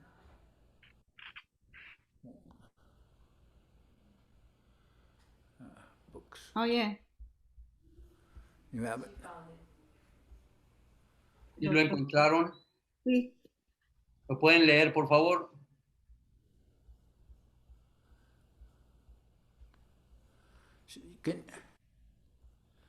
I have the book. I just... Me parece que Maharaj lo está buscando. Dandava Pranandi Saraswati, ¿me podrías indicar qué página del libro? La página es la página 45. Ok, muchísimas Verso número gracias. 8. Dandava Didi.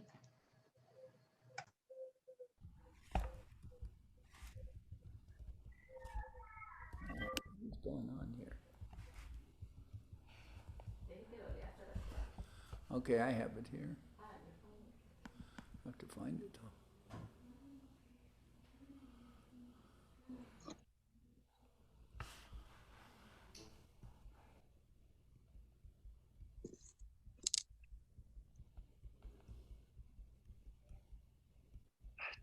No sé.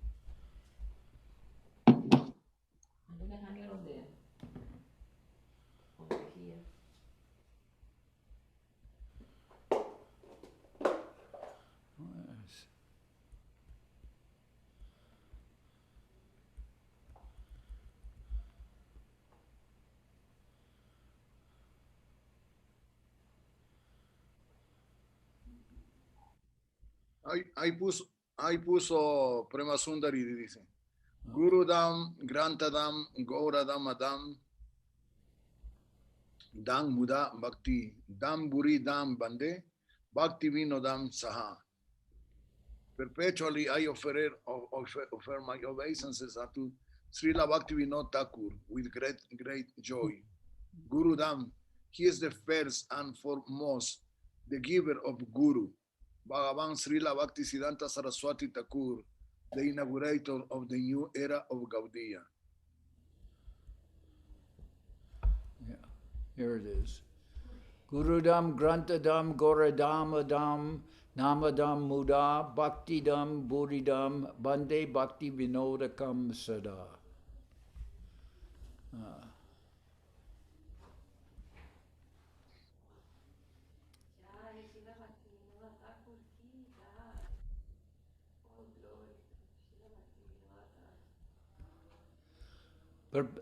Eternamente ofrezco mis reverencias a Srila Bhaktivinoda Thakur con gran júbilo. Gurudam, primero y antes él es quien ha dado Sri Guru Bhagavan Srila Bhaktisiddhanta Saraswati Thakur, el inaugurador de la gran era de Gaudiya Vaishnavismo. Grantadam, él es el autor de numerosos comentarios escritos, artículos, novelas y cancioneros que representan la esencia condensada de la verdad revelada. Goradhamadam, él es el revelador de la morada de Sriman Mahaprabhu que ha vuelto perdido debido al transcurso de tiempo. Namadam, él es el dador del nombre, la concepción correcta del nombre, o la concepción pura del nombre. Bhaktidam, él es el dador de la devoción pura, la concepción inmaculada de la devoción pura en la línea de Srila Rupa Goswami. Y Buridam, él es el otorgador de una abundancia de fortuna divina y en la última instancia el servicio de Srimati Radharani. Ok, ese es. Y ahora, now, Ashram Maharaj and Puri Maharaj, they can speak about Srila Bhaktivinoda Thakur. Puri Maharaj. ¿A dónde fue Puri Maharaj?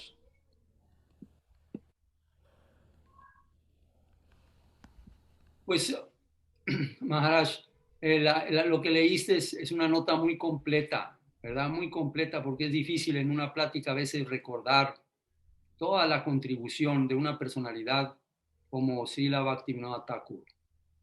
Válganos decir que estamos haciendo este programa, este Parikrama, ¿verdad? Que se lleva a cabo por todos los seguidores de Bhaktivinoda Thakur, debido a la revelación, ¿no?, de Srila Bhaktivinoda Thakur. Una persona que no era sannyasi, era un hombre casado, un hombre con una responsabilidad tanto de su familia, una familia numerosa. Nos dicen cuántos hijos tenía Maharaj. 3. Puri Maharaj, ¿dónde estás? Porque aquí en la pantalla nada más estamos 2. No, pues aquí estoy yo. Bueno, pues hay que ponerlo ahí. Hay que ponerlo ahí en la... Muy bien. Estaba buscándote ahorita, Maharaj, para que hablases.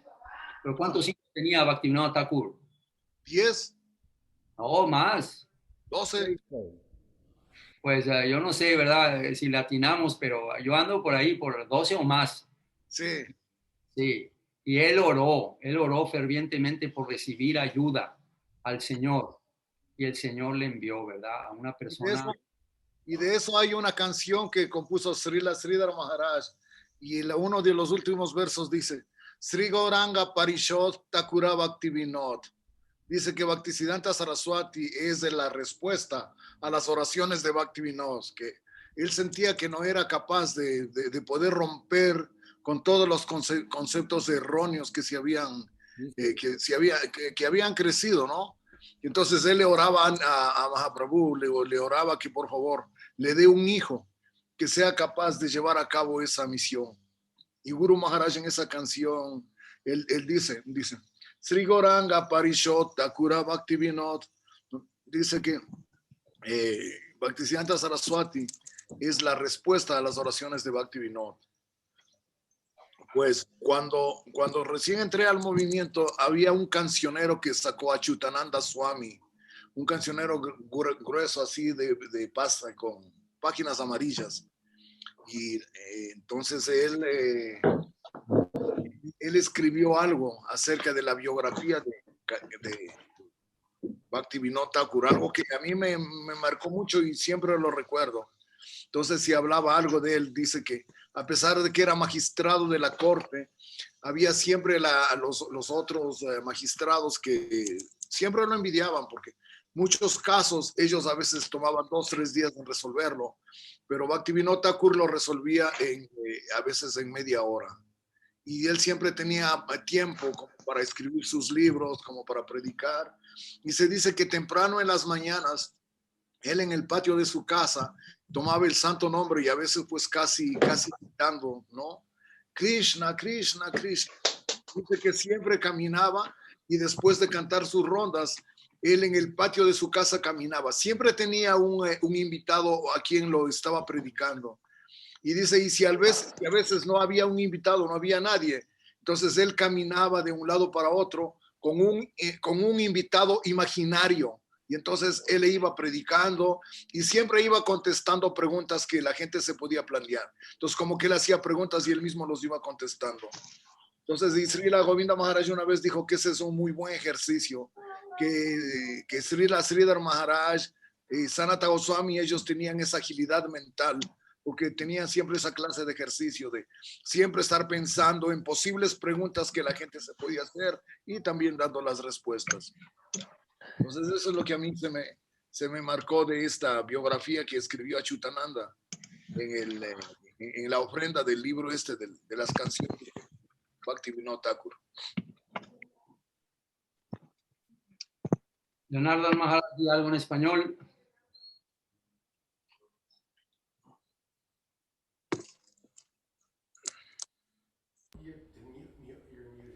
Okay. So, Srila, hemos escuchado acerca de Bhaktivinoda Thakur aquí. En este lugar, él tenía una banca hecha de cemento y él sentaba sobre ese banco de cemento y cantaba temprano en la mañana y cantaba el santo nombre. Y las personas que lo escucharon decían como si estuviera llamando un amigo, llamando a Krishna, llamando a un amigo de lejos de venir con él. Y una persona que escuchaba eso, que vivía al lado de Bhaktivinoda Thakur, creo que después él volvió a ser discípulo de Bhaktisiddhanta Saraswati Thakur. Creo que era Parvat Maharaj, un discípulo de Bhaktisiddhanta Saraswati Thakur. Parece que el nombre era Mahananda, que desde niño él vivía en la casa de al lado y escuchaba eso. Y muchas veces él dormía en el mismo cuarto con Bhaktisiddhanta Saraswati. No, pero este es pero este era una persona que vivía al lado de Bhaktivinoda Thakur. Ok. Tú dices ese era Paramananda, yo pensaba Mahananda. Ok. No, pero no, Mahananda no volvió Parvat Maharaj. Yo había escuchado que una persona que tomó sannyas de Srila Bhaktisiddhanta Saraswati. Así es, Maharaj, así es, continúen. ¿Ah? Keep going. Ok. Pues así que Bhaktivinoda Thakur estaba cantando y desde ese lugar y viviendo con Gaur Kishore aquí y también insistía a Srila Bhaktisiddhanta Saraswati Thakur que aceptaría la guía de Gaur Kishore. Ok. Entonces, uno de ustedes quiere hablar más de his worship is the worship of Gaur Gadadhar. It's like the Gaudiya Vaishnav's vision of the worship of Radha Krishna, more intense, is the worship of Gaur Gadadhar. Ok. ¿Hay más comentarios? Un poquito en relación a nuestros guardianes, con la tradición, con su personalidad. Este hermoso verso compuesto por Sridhar Maharaj.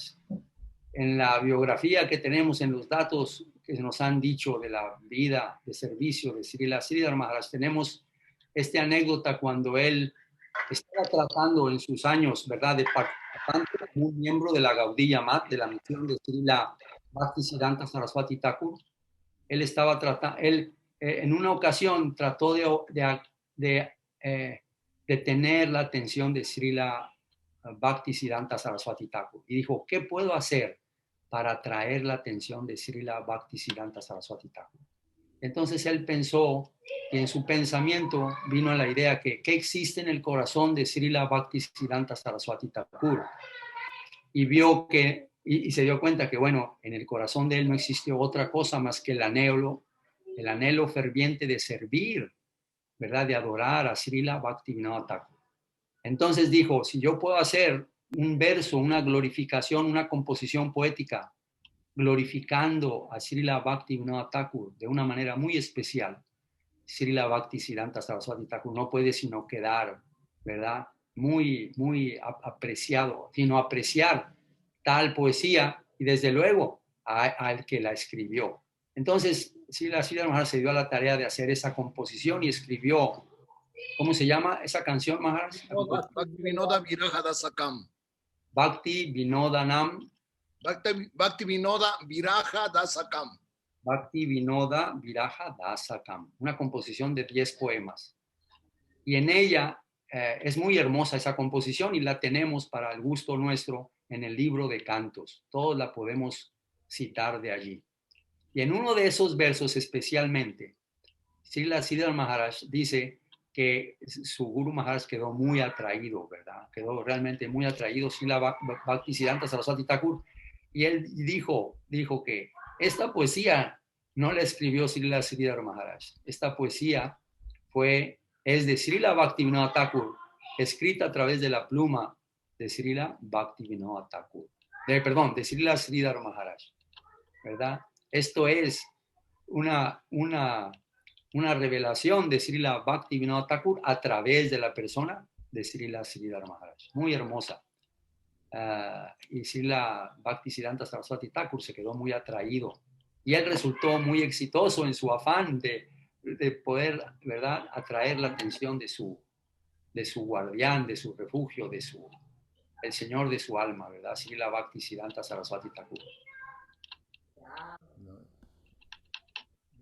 Muy. Ahora,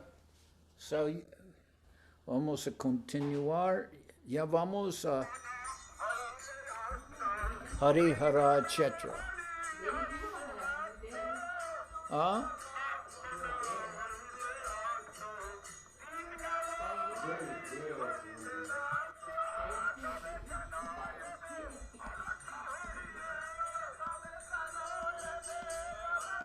Janardan Maharaj. Janardan Maharaj.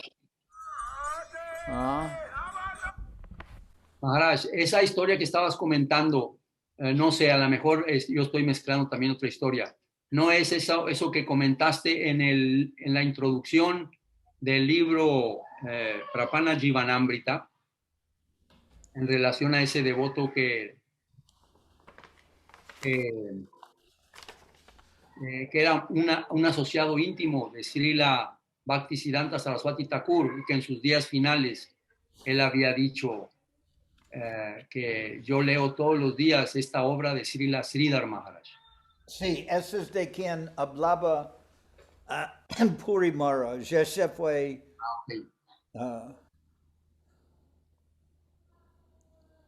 Okay. pero él dice Mahananda, pero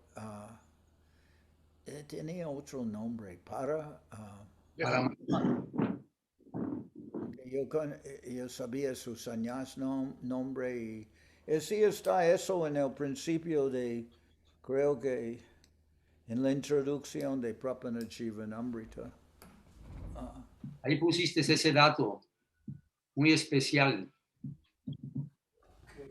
No tengo. ¿Mm? Sí, lo tengo aquí.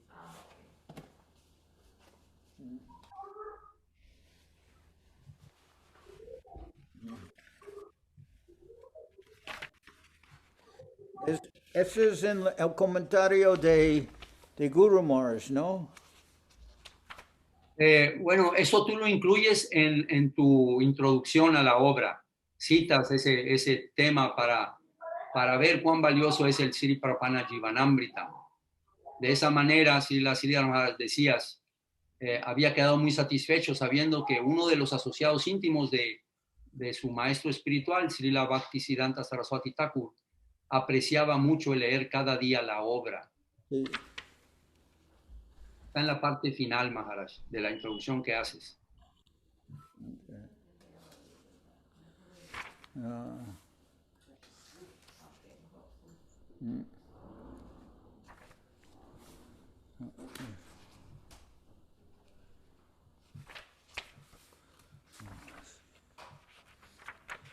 Ok, bueno. Pero yo no, ¿Diste con él? tú, si lo tienes, En la introducción tuya, Maharaj, en la parte final. pero yo no tengo el libro de español aquí conmigo. Tengo inglés. Si lo tienes tú puedes ver. Ok, ¿quieres que lo lea? Sí. La introducción. Esa es la introducción de la parte final. No, just solamente la referencia. Para ver las otras hojas. Sí, ahí voy. Está en la página, ahí voy. Ese es Paramananda Prabhu, dice, un segundo. Sí. Srila Govinda Maharaj comentó una vez, dice, Srila Janardan Maharaj está comentando eso en la introducción, una introducción que él dedica por la obra que tradujo al español y que ahora todos podemos leerla. Dice, Srila Govinda Maharaj comentó una vez que Sripad Paramananda Vidyaratna Prabhu era un íntimo sirviente y asociado de Srila Bhaktisiddhanta Saraswati Thakur, y quien de niño solía estar con él en su cuarto. Quizás esto es a lo que se refería Puri Maharaj. Sí, eso mismo. Ese Paramananda Prabhu, quien más tarde se convertiría en Srila Bhakti Gaurav Giri Maharaj, leería todos los días en los últimos años de su vida un capítulo del Sri Sri Prapana Jivanamritam. De este modo, Srila Sridhar Maharaj pudo sentir que su propio Guru Maharaj, Srila Saraswati Thakur, a través de este querido sirviente, había aceptado su humilde ofrenda, es decir, el libro intitulado Sri Sri Prapana Jivanamrita. Okay. Yo espero igualmente que esta edición en el idioma español sea bienvenida por todos ustedes. Yeah, and but the person who was Bhaktivinoda Thakur's neighbor. Nearby his home, you were saying it's another person. Yeah, there's two sannyasis that disappeared on the same day. One of them, I'm trying to remember, I believe his name is Parvat Maharaj, who was... that day of the Pancha something, where we glorified Vishnu Priya. Yeah. Yes. I believe so. Vishnu Priya, Pundarika Vidyanidhi, Raghunandan, etc. Hay dos hermanos espirituales de Srila Sridhar Maharaj que también se celebra el día de su desaparición. Yeah, it's in Srila Sridhar Maharaj's book called Sermons of the Guardian of Devotion, Volume 2, called A Holy Day. But now I'm going to go on with, now we're continuing from there, we're going to Harihara Kshetra. And it's very beautiful, you can see.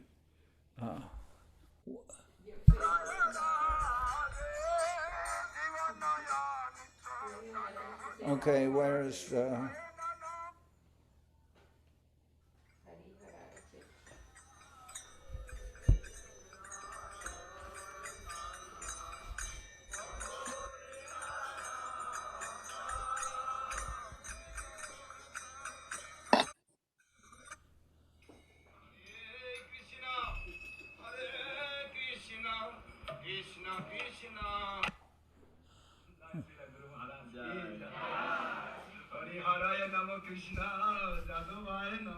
Going now to Hari Haraya Chetra.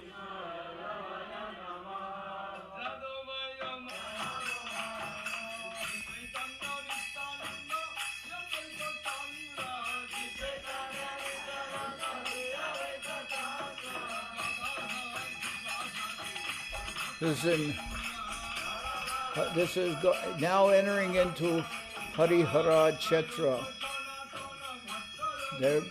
This is where the devotees will take lunch.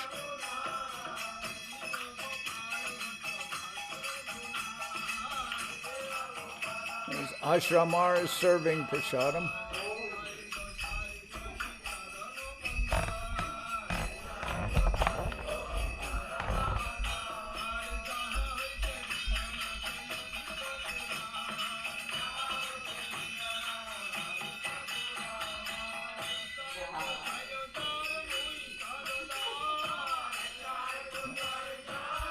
This is Hari Hara Chetra. This is Hari Hara, half Hari and half Hara, half Shiva and half Vishnu. And there's a pastime associated with that. But first we will read from the Navadip Dham Mahatmya about Hari Hara Chetra. You can see here,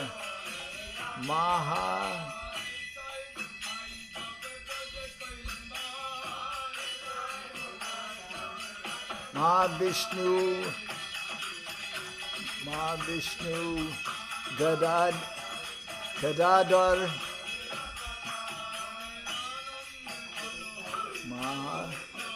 Mahavishnu Gadadhar Pandita,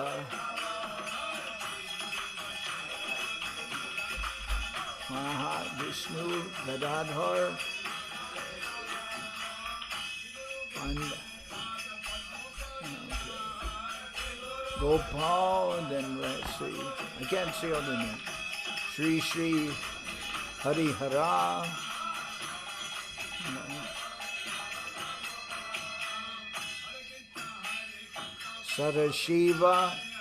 Sadashiva con la corona, de plata, then,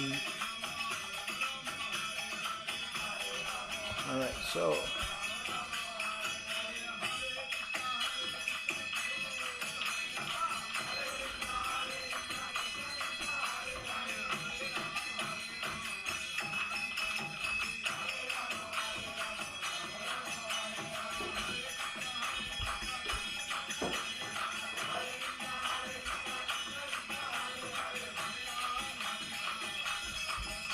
okay. Now we'll read from the Navadip Dham Mahatmya about Hari Hara Chetra. Page 173, 173 of the Navadip Dham Mahatmya. 173. Verso o página. Página.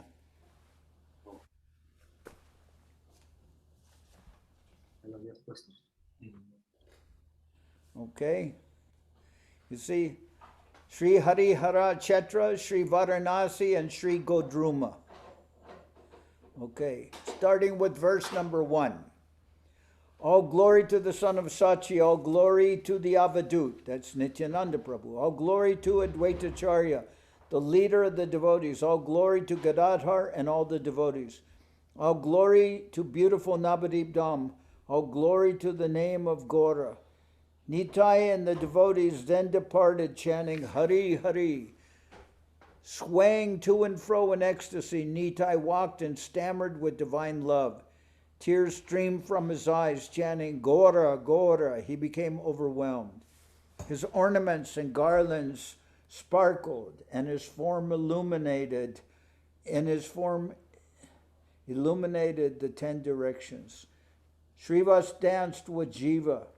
Sometimes they cried and sometimes they danced continuously. All the other devotees danced as they walked. Coming to the Alakananda river, Nitai spoke, floating in joy. Flowing west of Bilvapaka Gram, the Mandakini comes and surrounds Nadia. Then she separates from the Alakananda where we saw Suvarna Bihar. We'll go to Suvarna Bihar next. On the eastern shore of the Alakananda, beside the Gandaka River, is Harihara Kshetra. In time, a deity will manifest there, and a beautiful forest will shine gloriously. See Kashi to the west of the Alakananda. There the followers of Shiva and Shakti worship the maidservant liberation. This place is superior to Varanasi because here Lord Shiva constantly chants Gora Gora, dances holding his trident, and offers his followers devotion to Gora. Here devotees chant Gauranga's name, dance and kick away the liberation that sannyasis attain by residing in Kashi and practicing Jnana Yoga for 1,000 years. Here, when souls pass away, Shiva chants the name of Gora into their ears and delivers them. This place is thus Mahavaranashi. Souls have no fear of death here. Saying this, Nitai danced and offered Shiva divine love for Gora Hari. Lord Shiva then invisibly bowed at the feet of Nitai. Chanting the name of Gauranga, Shiva and Parvati fulfilled their desires. Then so that's from 1 to 24 is about Harihara Kshetra. Entonces hemos llegado aquí al lugar conocido como Harihara Kshetra. Estamos todo este día vamos a estar en la isla de Godruma Dweep. Ya escuchamos acerca de su nombre, ¿no? Cómo es que se forma por la palabra Go y Druma. Go, vaca, y Druma, árbol, que satisfacen los deseos. Ahora, el siguiente punto, después de haber estado en la casa de Bhakti Thakur, el siguiente punto de nuestro Parikrama, del Sri Chaitanya Saraswat Mat, nuestro Parikrama virtual, encabezado por Sripad, Srila Bhakti Pavan Janardan Maharaj y Sripad Bhakti Bandab Puri Maharaj. Llegamos aquí a este lugar, Harihara Kshetra, y vimos esas hermosas, aquí estamos viéndola todos en nuestro monitor, la deidad mitad blanca, mitad negra, que representan al señor Vishnu y al señor Shiva. ¿Quién es el color blanco y quién es el color negro, Maharaj? Shiva, yo creo Shiva es blanco y Krishna es negro. Bueno, muy bien. Entonces, y esto tiene una historia particular que ahorita vamos a escuchar acerca de ello. Un pasatiempo muy hermoso. Entonces, aquí leyendo del Sri Navadvipdam Mahatmya de Srila Bhaktivinoda Thakur. Jaya, Jaya, Jaya, Sri Sachi Sutta, Jaya, Jaya, Jaya, Sri Advait Avaduta. Toda la gloria al hijo de Sachi, toda la gloria al Avaduta, toda la gloria a Advaita Charya, el líder de los devotos, toda la gloria a Gadadhar y a todos los devotos, toda la gloria al hermoso Sri Navadvipdam, toda la gloria al nombre de Gaura. Nitai y los devotos entonces partieron cantando Hari, Hari, meciéndose de un lado a otro en éxtasis. Nitai caminaba y Stameret. ¿Stameret qué significa? No podía hablar bien como stammer. Tartamudeaba, ¿verdad? Balbuceando. Balbuceando con amor divino. Las lágrimas, torrentes de lágrimas caían de sus ojos, cantando Gaura, Gaura. Él estaba sobrecogido. Sus ornamentos y su guirnalda resplandecían y su forma iluminaba las 10 direcciones. Srivas danzaba con Jiva. Algunas veces ellos lloraban y algunas veces ellos danzaban continuamente. Todos los otros devotos danzaban mientras caminaban. Llegando al río Alakananda, Nitai habló flotando en un océano de dicha. Flowing west. Yendo hacia el occidente de Bilbapaksha Gram, de la aldea Bilbapaksha, el Mandakini, el río Mandakini, viene y rodea a Nadia. Entonces, ella, el río, refiriéndose a ella como femenino, se separa del Alakananda, donde nosotros vimos su Varna Vihar. En la ribera, en la orilla en la orilla oriental del Alakananda, a un lado del Gandaka River, del río Gandaka, se encuentra el lugar conocido como Hari Hara Ketra. Cuando el tiempo venga, una deidad se manifestará allí y un hermoso bosque va a brillar gloriosamente.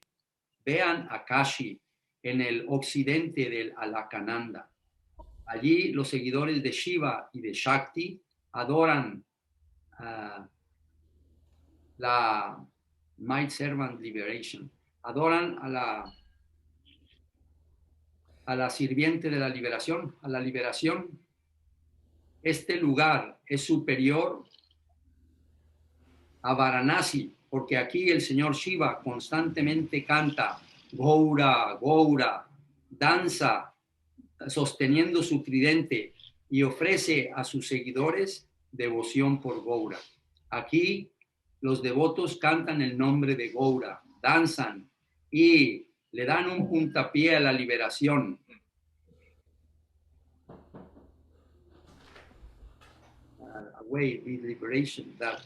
Dan un puntapié a la liberación que los sannyasis alcanzan por residir en Kashi y practican Jnana Yoga por miles de años. Ellos no quieren esto, ¿verdad? Como los sannyasis de Kashi. Ellos, por el contrario, se dedican a cantar el nombre de Gaura. Aquí, cuando las almas abandonan su cuerpo, Shiva canta el santo nombre de Gaura en su oído y los libera a ellos. Este lugar es así conocido como Maha Varanasi. Las almas no tienen temor de morir en este lugar. Diciendo esto, Nitai bailaba y le ofreció a Jiva amor divino por Gaura Hari. El señor Shiva entonces, de una manera invisible, se postró a los pies de Nitai. Cantando el nombre de Gauranga, Shiva y Parvati satisfacieron sus deseos. Allí. Ok. No sé, pero siempre los bengalis me quieren que animo y que narro una historia de Harihara. Es un poquito como de la naturaleza de película X, ¿no? Como rating of X rating. Es eso. Que un día, when I'll say in English, then maybe. Okay, so the Bengalis, they always want to hear me to say the story of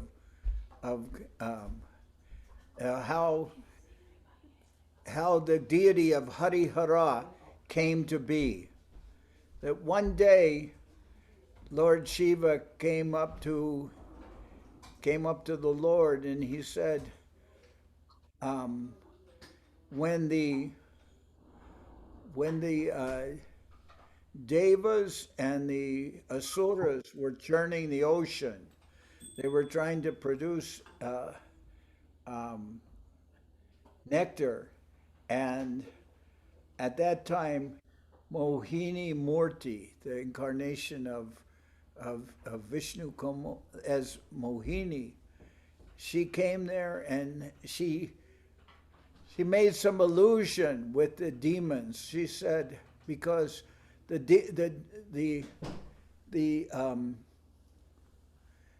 devas, they were going to drink the nectar to attain immortality, but it was not the desire of the Lord that the demons would get immortality, that they would be there eternally to annoy everyone. So the Lord came as Mohini, and the Lord when the Lord comes as incarnates as a woman, as Mohini, he's the most beautiful woman, so beautiful. And then Mohini, she said to the Asuras, you know, all of you are fighting the devas, and you are arguing about drinking the nectar, the amrita. But the devas, they're like babies, they're like children, and you asuras, you are like real men. So let the babies drink the nectar first, then you will get later. But let the devas drink. They will cry if you don't let them. So then the Suras were illusioned by Mohini. They said, yes, you can, yes, we agree. And then the devas all drink the nectar. But one of the Asuras, he could understand that this is a trick of Vishnu, and that was Rahu. Rahu, then he disguised himself as a deva. And if you see, like in the airport of Thailand, they have the big diorama, gigantic, of the devas and the asuras with Vasuki, not Vasuki, the devas and the asuras with Seshanaga. What's the other name for Seshanaga? Ananta Shesha. Yeah, Anantasesha, but it has another name. With another name for the snake. Anyway, the Mount Mandara is on top of the shell of the Kurma avatar. Is giving his shell. The Mandara is there. The devas and I think it's Vasuki.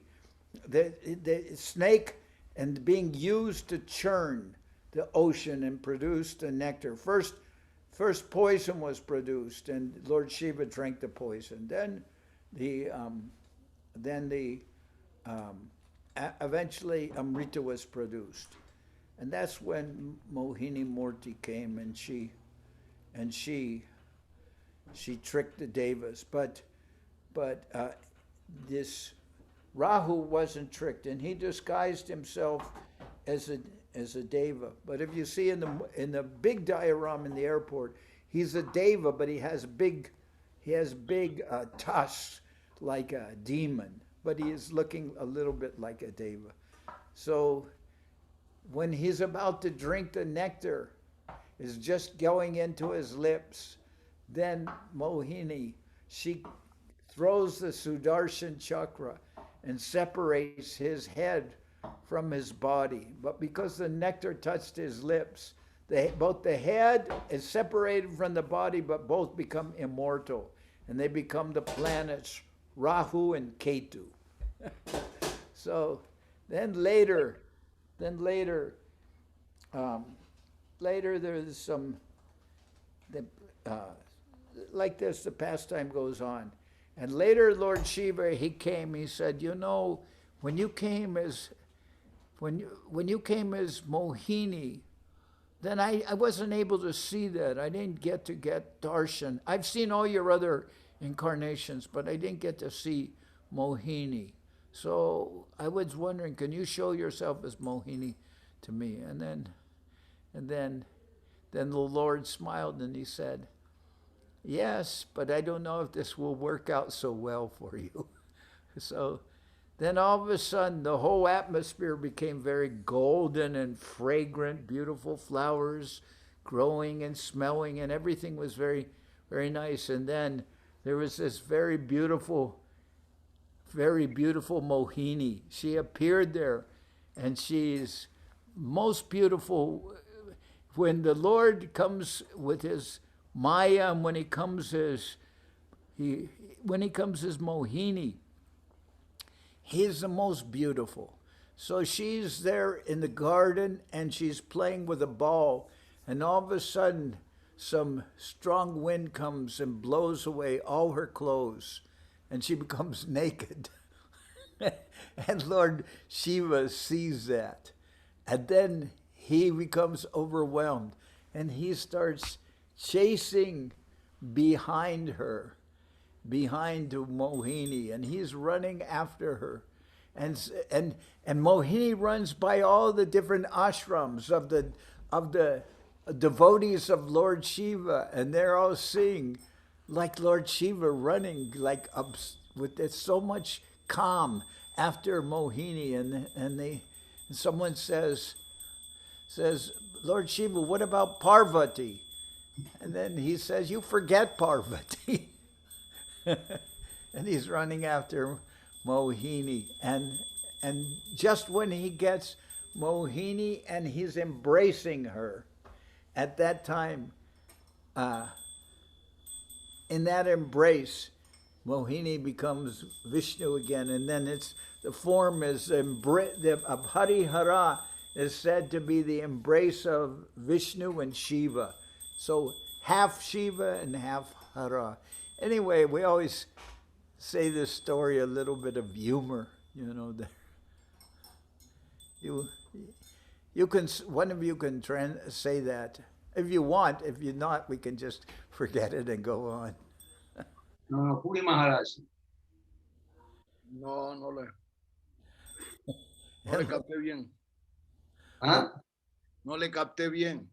Ok, Maharaj, dila en español, a todos les va a gustar. Okay. Pues cuando los devas y los demonios, los asuras, hacían néctar sobre la cáscara ¿cómo se dice? The shell de la tortuga, kurma. Concha. Concha. Concha. Concha de kurma avatar. Tienen la montaña de Mandara como para batear, tiene... Pivote. Como un pivote. Ok. Pivote. Y tienen también los devas en un lado y los asuras, y están trabajando para producir néctar. Entonces, ese néctar es el néctar de la inmortalidad. Entonces, después, primero producen veneno y Shiva toma ese veneno. Algunas gotas se caen y están tomados por serpientes y están tomados por alacranes y también por arañas. Entonces, después, ellos han producido néctar. El veneno está tomado por Shiva y por eso se llama Nilakanti. Y después producen néctar, pero al mismo tiempo el Señor no quiere que los asuras tienen la vida inmortal de causar muchas molestias. Entonces, Mohini Murti aparece como una mujer muy bella y ella comienza a alucinar a los demonios y ella dice, ustedes, los asuras, ustedes son los verdaderos héroes y esos devas, ellos son como niños y ellos ya están llorando para su néctar, pero ustedes son muy valientes. Deja a esos niños como bebés tomar el néctar primero. Ustedes son más valientes. Ustedes esperan hasta los niños tomen el néctar y después ustedes. Y ellos, sí, están muy alucinados por Mohini. Y ellos están de acuerdo, pero uno de ellos no. Y ese es Rahu. Y él se disfraza como un deva, como un semidios. Pero Mohini Murti ve si está disfrazado, porque también tiene colmillos, aunque parece como un semidios, pero tiene colmillos. Entonces, cuando él está por beber el néctar, porque está en la cola, Mohini lanza su Sudarshan Chakra y corta la cabeza de del cuerpo de Rahu. Pero porque el néctar había entrado en su boca, la cabeza se queda inmortal y también el cuerpo, pero están separados y ellos son los dos planetas de Rahu y Ketu. Y después pasa esto y el señor Shiva más adelante, él le acerca al Señor y él dice, sabes que yo he visto todos sus pasatiempos, todas sus encarnaciones, avatars, pero no he visto eso de Mohini. Y tengo el deseo de ver a esa encarnación de Mohini. Y el Señor sonríe y él dice, bueno, ok, así sea, pero no sé si este va a estar muy bien para ti. Entonces el Señor aparece como la mujer más bella, como inimaginablemente bella. Y ella está en un jardín todo fragrante, todas las flores están floreciendo, toda la atmósfera es dorada, pero ella está jugando con una pelota y después viene viento y sopla y toda su ropa se va de ella y está desnuda. El señor Shiva ve eso y está completamente alucinado. Y él corre tras de ella, corriendo. Y ella va por un rumbo muy ¿cómo se dice? Circuitoso. Un rumbo pasando por todos los ermitajes y ashramas de los seguidores de Shiva. Y ellos lo ven como corriendo tras de Mohini con mucha lujuria. Y alguien dice, Shiva, ¿qué pasa con Parvati? Y él dice, olvida de Parvati, olvídala. Está corriendo. Y al final alcanza a Mohini y está por abrazarla. Y en ese mismo momento ella vuelve a ser el Señor Vishnu. Y ese abrazo se presenta como Harihara. Así he escuchado la historia. No sé, es una historia que a veces recitamos, la gente se ría por escuchar eso. Bueno, ya nos fuimos. Okay, now we're going on. All right, now this is Harihara Chetra. Now we're going to Suvarna Bihar. We take Prashadam. Hey, what happened to the, look, again, Todos ahí en Harihara Ketra. again, all this dumb. Se habían pasado, ¿no? Ya fuimos a Harihara Chetra. No, pero digo, esas fotografías finales no las habían pasado. No, I'm going there, but there was all this scribbling. Okay, I have to go back. I have to start sharing. See, it's very difficult, Chinmoy Dave. Difficult to make these things work. Maharaj, Okay. All right. Maharaj, thank you for telling that story. Dandivad, and well worth speaking about languages. Dandivad. Oh, thank you. What's going on now? Can you see, Chinmoy Dave? You haven't shared your screen. You haven't shared your screen. Well, how do I do that? Cause Share screen. huh? Go below. Zoom. I can't. It doesn't let me. Exit this first. Exit what? Escape. All right. And then share screen. Now share screen and keynote. Okay. Share. There you go. Play. Okay. Dandivad, Maharaj. Thank you very much for telling that story, Maharaj. Dandivad. Well worth repeating in both languages. All right. So now I'm going back from our Where's, now I'm going to play. Here's play, all right. Now, okay. This is where we were talking about, at this place, I'm talking about the history. Now we have gone on to Suvarna Bihar. We go from here to Suvarna Bihar. This is now entering the temple of Suvarna Bihar.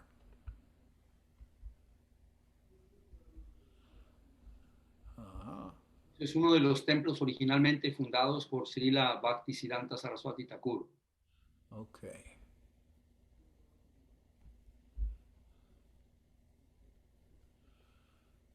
Many devotees. You can see these are the Chinese devotees here who are on Parikrama with us. Juvati and Kirtida and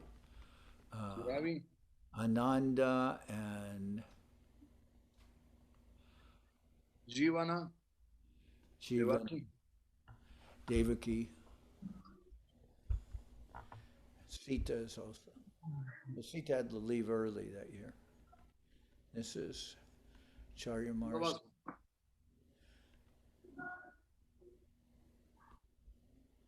Okay, so we can speak about Suvarna Bihar. The pastime is in page 157. 157. 157. Página. 157 página.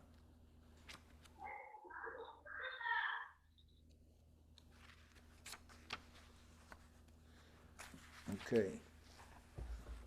Sri Suvarna Bihar. Y estamos leyendo de 1 a 31. Okay? Sí. Okay. Now I'm going to read about Suvarna Bihar. In chapter 7 of Sri Navadip Dham Mahatmya, verse number 1. All glory to the moon-like Sri Chaitanya, Nityananda Prabhu, Advaitacharya, Gadadhar Pandit, Srivas Pandit, all the devotees attached to the feet of the Lord, and the best abodes, Sri Navadip. Jaya Sri Chaitanya Chandra, Jaya Prabhu Nityananda, Jaya Dvaita, Jaya Gadadhar, Jaya Srivasadi Bhakta, Gaurapade Anurakta, Jaya Navadipa Dhammabar. Leaving Vishramistan with Sri Jiva, the party proceeded to the village known as Suvarna Bihar. There Nityananda Prabhu said, O Jiva, this is a wonderful place. Like all of Navadip, it is beyond material nature. Here in Satya Yuga, there was a king known by all as Sri Suvarna Sen.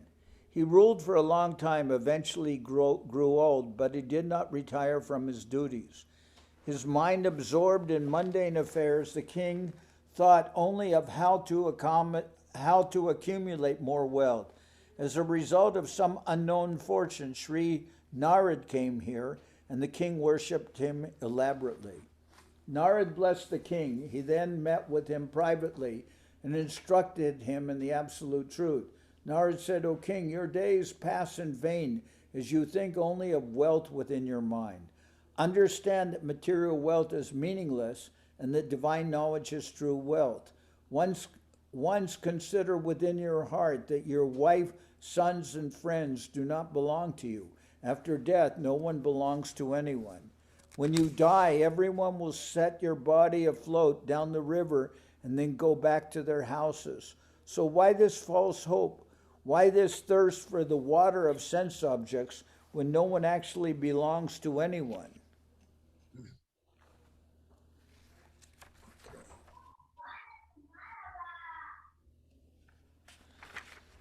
You may say, I enjoy life, I do not suffer, therefore I endeavor for wealth. O king, such words are false. Life is temporary and does not last more than 100 years. So understand the essence. We must cross over Maya to the land where happiness does not produce sadness.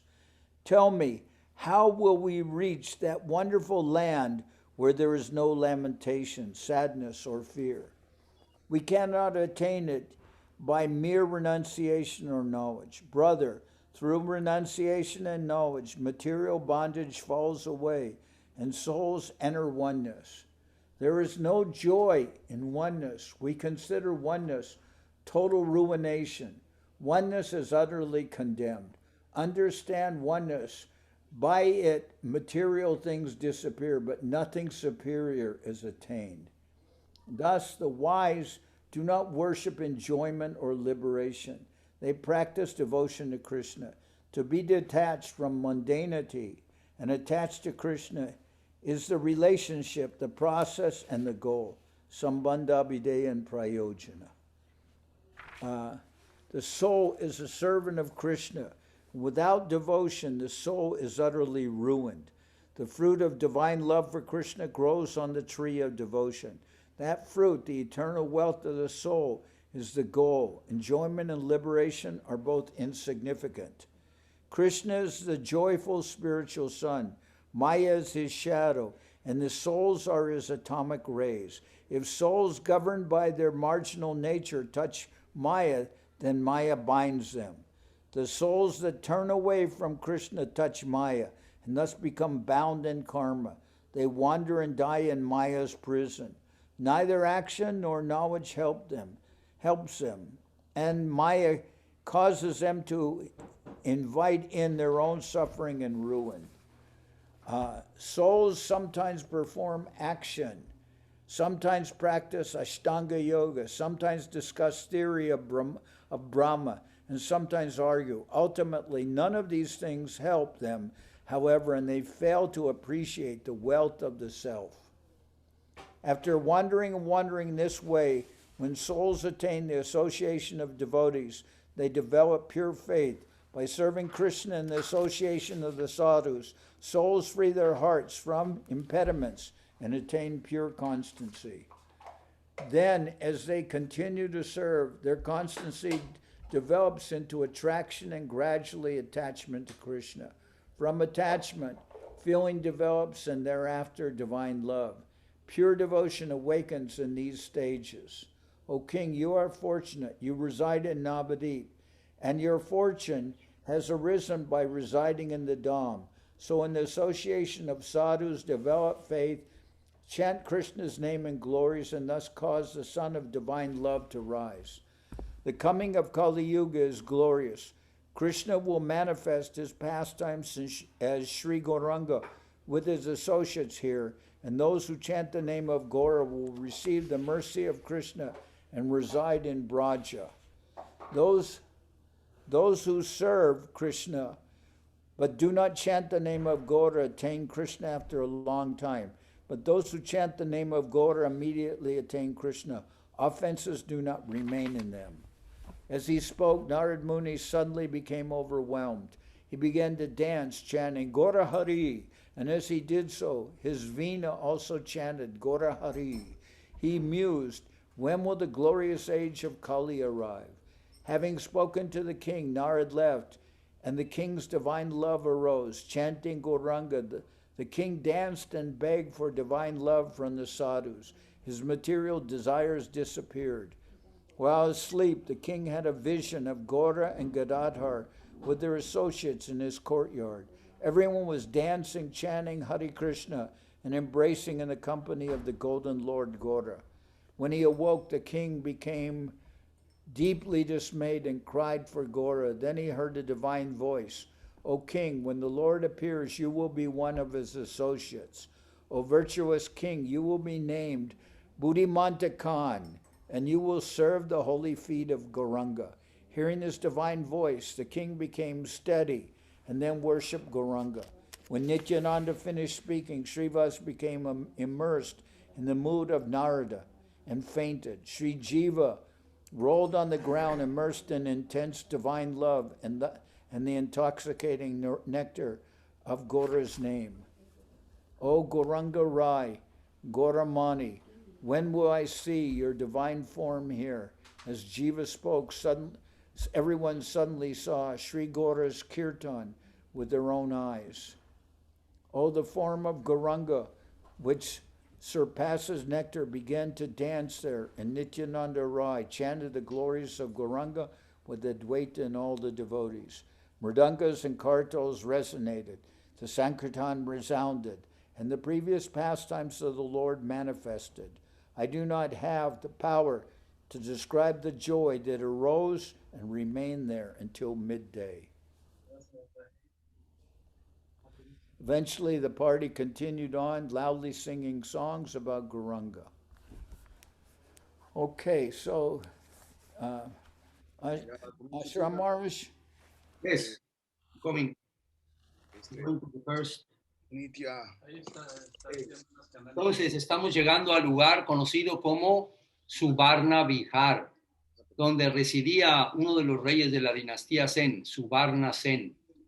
Aquí hay un pasatiempo muy hermoso. Este templo que estamos viendo, que Maharaj nos está mostrando en las fotografías, es un templo fundado por Srila Bhaktisiddhanta Saraswati Thakur. Muchos de estos templos han ido también con el tiempo desarrollándose. Todas estas misiones, todos los miles de peregrinos que van y los visitan todos los días, dan donativos, dan contribuciones, más aparte, por supuesto, las misiones mismas, ¿no? Y han ido cuidadosamente desarrollando todos estos templos. Son algunos de los 64 templos fundados por Srila Bhaktisiddhanta Saraswati Thakur. Entonces, después de haber estado en Sri Hari Hara Ketra y haber escuchado cómo es que la deidad, ¿verdad?, manifiesta estos dos colores representando este abrazo del Señor Shiva y del Señor Vishnu. Ahora estamos aquí en Subarna Vihar. Y en el Sri Navadvip Dham Mahatmya, Srila Bhaktivinoda Thakur revela lo siguiente: toda la gloria al Señor Sri Chaitanya, que es como la luna, a Nityananda Prabhu, a Advaita Acharya, a Gadadhar Pandit, a Srivas Pandit y a todos los devotos que están apegados a los pies del Señor, y a la mejor de todas las moradas, Sri Navadvip. Dejando Vishramastan con Sri Jiva, el grupo procedió hacia la villa conocida como Subarna Vihar. Allí Nityananda Prabhu dijo: oh Jiva, este es un maravilloso lugar. Como todos los lugares de Navadvip, está más allá de la naturaleza material. Aquí, en Satya Yuga, había una vez un rey conocido por todos como Sri Subarna Sen. Él gobernó por un largo tiempo. Eventualmente, él creció y se volvió viejo. Pero él no se retiró de sus deberes. Su mente estaba absorta en los asuntos mundanos. El rey pensaba solamente en cómo acumular más riqueza. Como resultado de alguna fortuna desconocida, Sri Narada vino aquí y el rey lo adoró a él de una manera elaborada. Narada bendijo al rey. Él entonces se reunió con él en privado y lo instruyó sobre la verdad absoluta. Narada le dijo: oh rey, tus días han pasado en vano, mientras que tú solamente estás pensando en riqueza, en tu mente en la riqueza. Entiende que la riqueza material no tiene sentido y que el conocimiento divino es verdadera riqueza. Por fin, considera dentro de tu corazón que tu esposa, tus hijos y tus amigos no te pertenecen. Después de la muerte, nadie le pertenece a nadie. Cuando tú mueras, todo el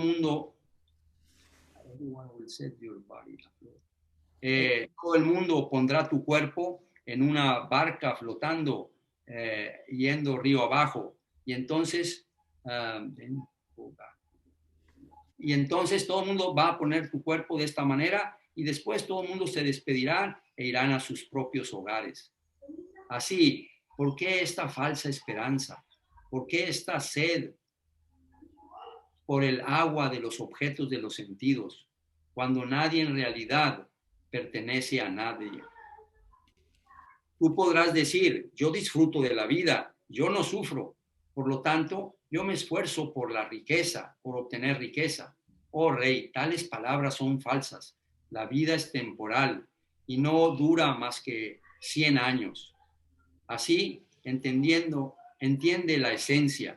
Nosotros debemos cruzar por Maya e ir a la tierra donde la felicidad no produce miseria. Dime, ¿dónde nosotros podremos encontrar tal maravillosa tierra donde no hay lamentación, tristeza o temor? Nosotros no podemos lograrla solamente a través de la renunciación o del conocimiento.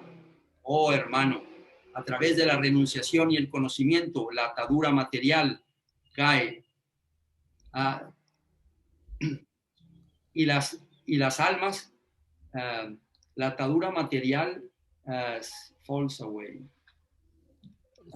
Se va.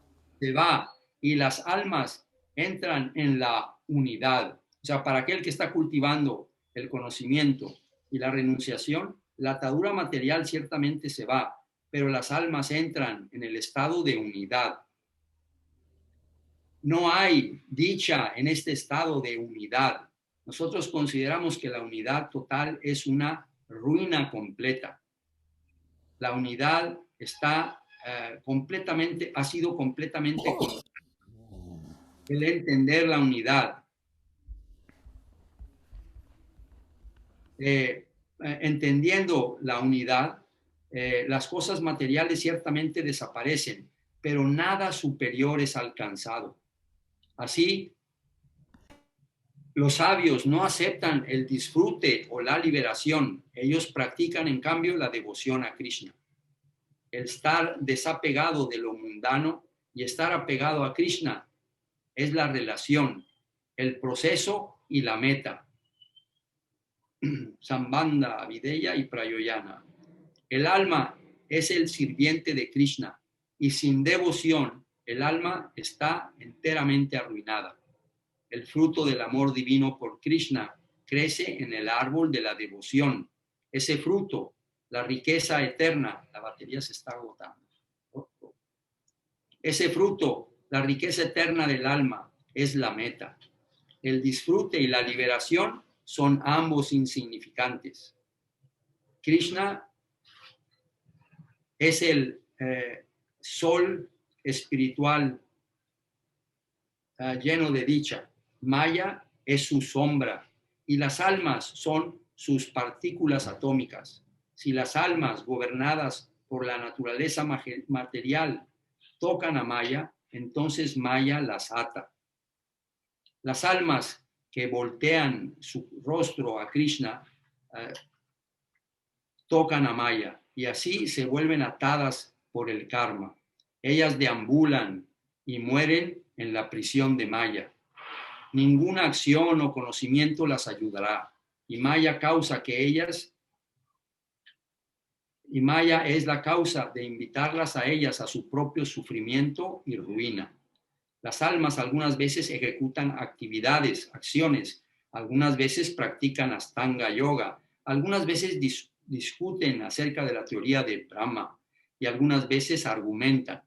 En última instancia, ninguna de estas cosas puede ayudarlas. Sin embargo, todas ellas fallan de apreciar la verdadera riqueza del alma. Después de deambular y deambular de esta manera, cuando las almas llegan a tener la fortuna de la asociación de los devotos, ellas desarrollan fe pura. Por servir a Krishna en la asociación de los sadhus, las almas liberan sus corazones de los impedimentos y alcanzan la constancia pura. Entonces, mientras ellas continúan de servir, su constancia se desarrolla con la atracción y gradualmente el apego por Krishna. Del apego surge, el sentimiento se desarrolla y entonces aparece el amor divino. La devoción pura se despierta en estas diferentes etapas. escuchar, cantar, recordar, servir, adorar a Krishna, postrarse ante él, siguiendo el humor de la amistad y finalmente entregándose. Las almas quienes se empeñan, quienes se ocupan en estas 9 prácticas en la asociación de los devotos, alcanzan la riqueza del amor divino a Krishna. Oh Rey, tú eres afortunado, tú resides en Navadvip y tu fortuna ha surgido por residir en el lugar sagrado. Así, en la asociación de los sadhus, desarrolla esta fe, canta el nombre de Krishna y sus glorias, y de esta manera causa que el sol del amor divino surja en tu conciencia. Al venir Kali Yuga, la venida de Kali Yuga es gloriosa. Krishna se manifestará sus pasatiempos como Sri Gauranga, junto con sus asociados aquí en este lugar. Y aquellos quienes canten el nombre de Gaura recibirán la misericordia de Krishna y residirán en Braja. Aquellos quienes sirven a Krishna, pero que no cantan los nombres de Gaura, alcanzan a Krishna después de un largo tiempo. Pero aquellos quienes cantan el nombre de Gaura inmediatamente alcanzan a Krishna. Las ofensas no pueden permanecer con ellos. Mientras él hablaba, Narada Muni, de súbito se volvió sobrecogido. Él comenzó a danzar, a cantar, Gaura Hari. Y mientras él lo hacía, su vina también cantaba, Gaura Hari. El Muset, ¿qué significa, Maharaj?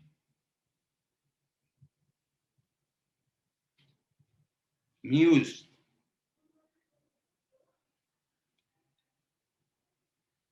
Él parafraseaba, cuando la era gloriosa de Kali llegará, habiendo hablado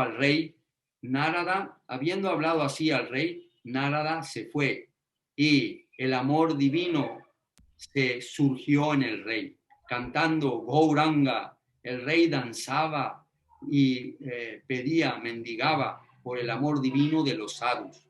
Sus deseos materiales habían desaparecido.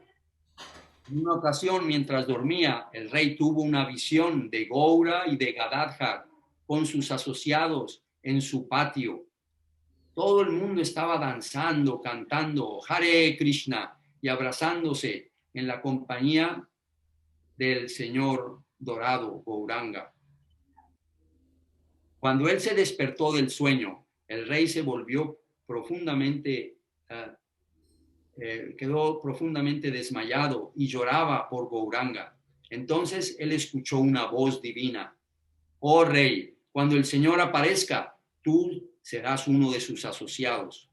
Oh virtuoso rey, tu nombre entonces se volverá Buddhimanta Khan y tú servirás los pies de loto de Gauranga. Escuchando esta divina voz, el rey se volvió sereno y entonces adoró a Gauranga.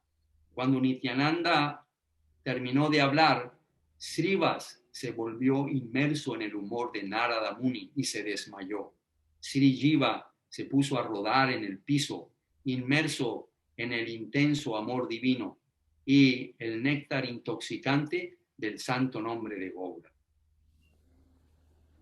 ¿Hasta allí, Maharaj? No, hasta 31. Ok.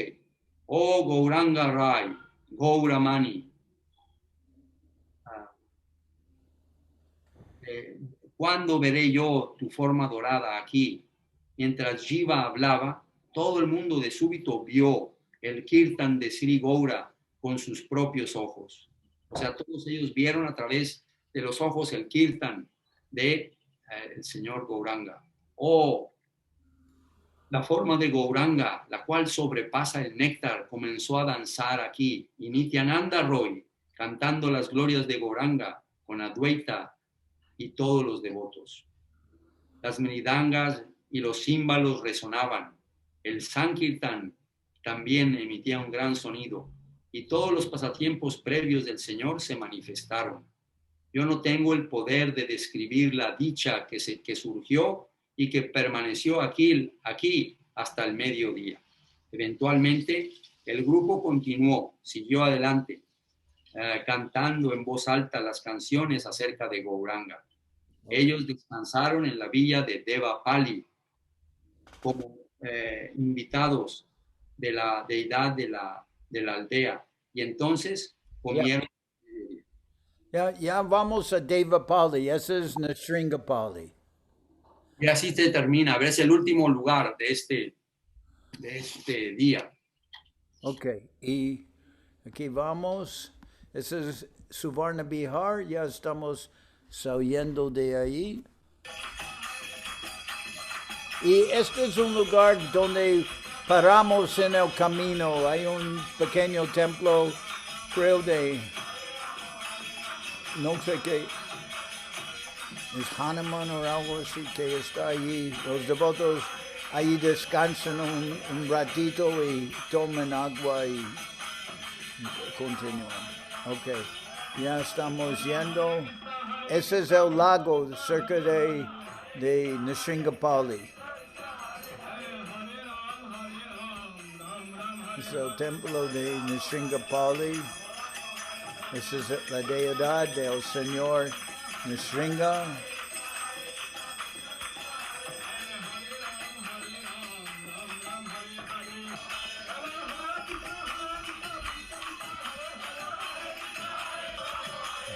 Y es el templo que estaban construyendo, ya terminaron y vamos a ver más. Ese es el templo de Acharya Maharaj cuando comenzaban. Y aquí llegamos, ya vemos más del templo. Ese es donde los devotos residen, en Nrsimhapali. Deidades de Nita y Gauranga y del señor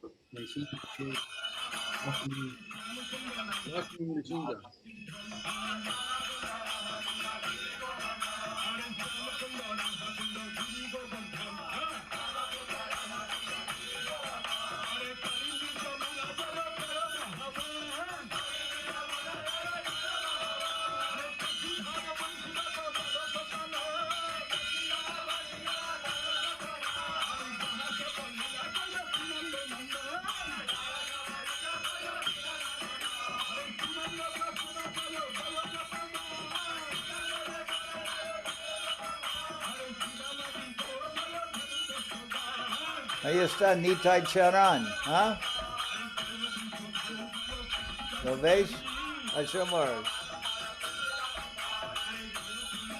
Nitai Charan, el famoso. Ahí está, a un lado de Tyagi Maharaj.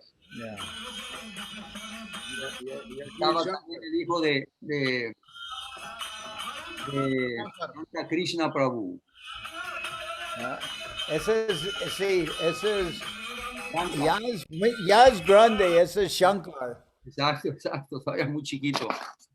Aquello está muy chiquito, ya no es tan chiquito, ¿no? No, ya no. Ya es grande. El hijo de Aditi Rani de Canta Krishna. Ya es grande. Están en Lima, Maharaj, ahora, en Perú.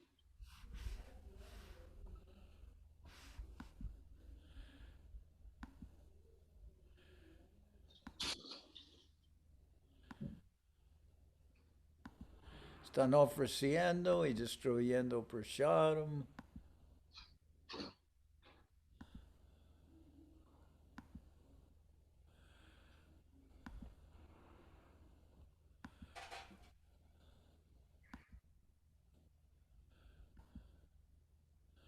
Es el templo.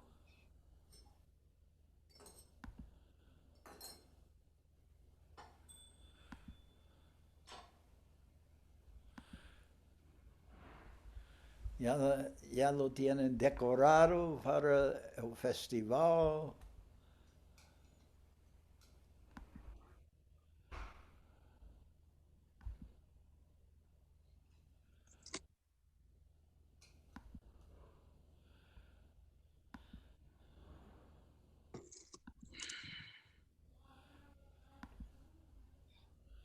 Ok, ahora vamos a leer los pasatiempos aquí de, brevemente, ese es de Devapali, this is our last stop.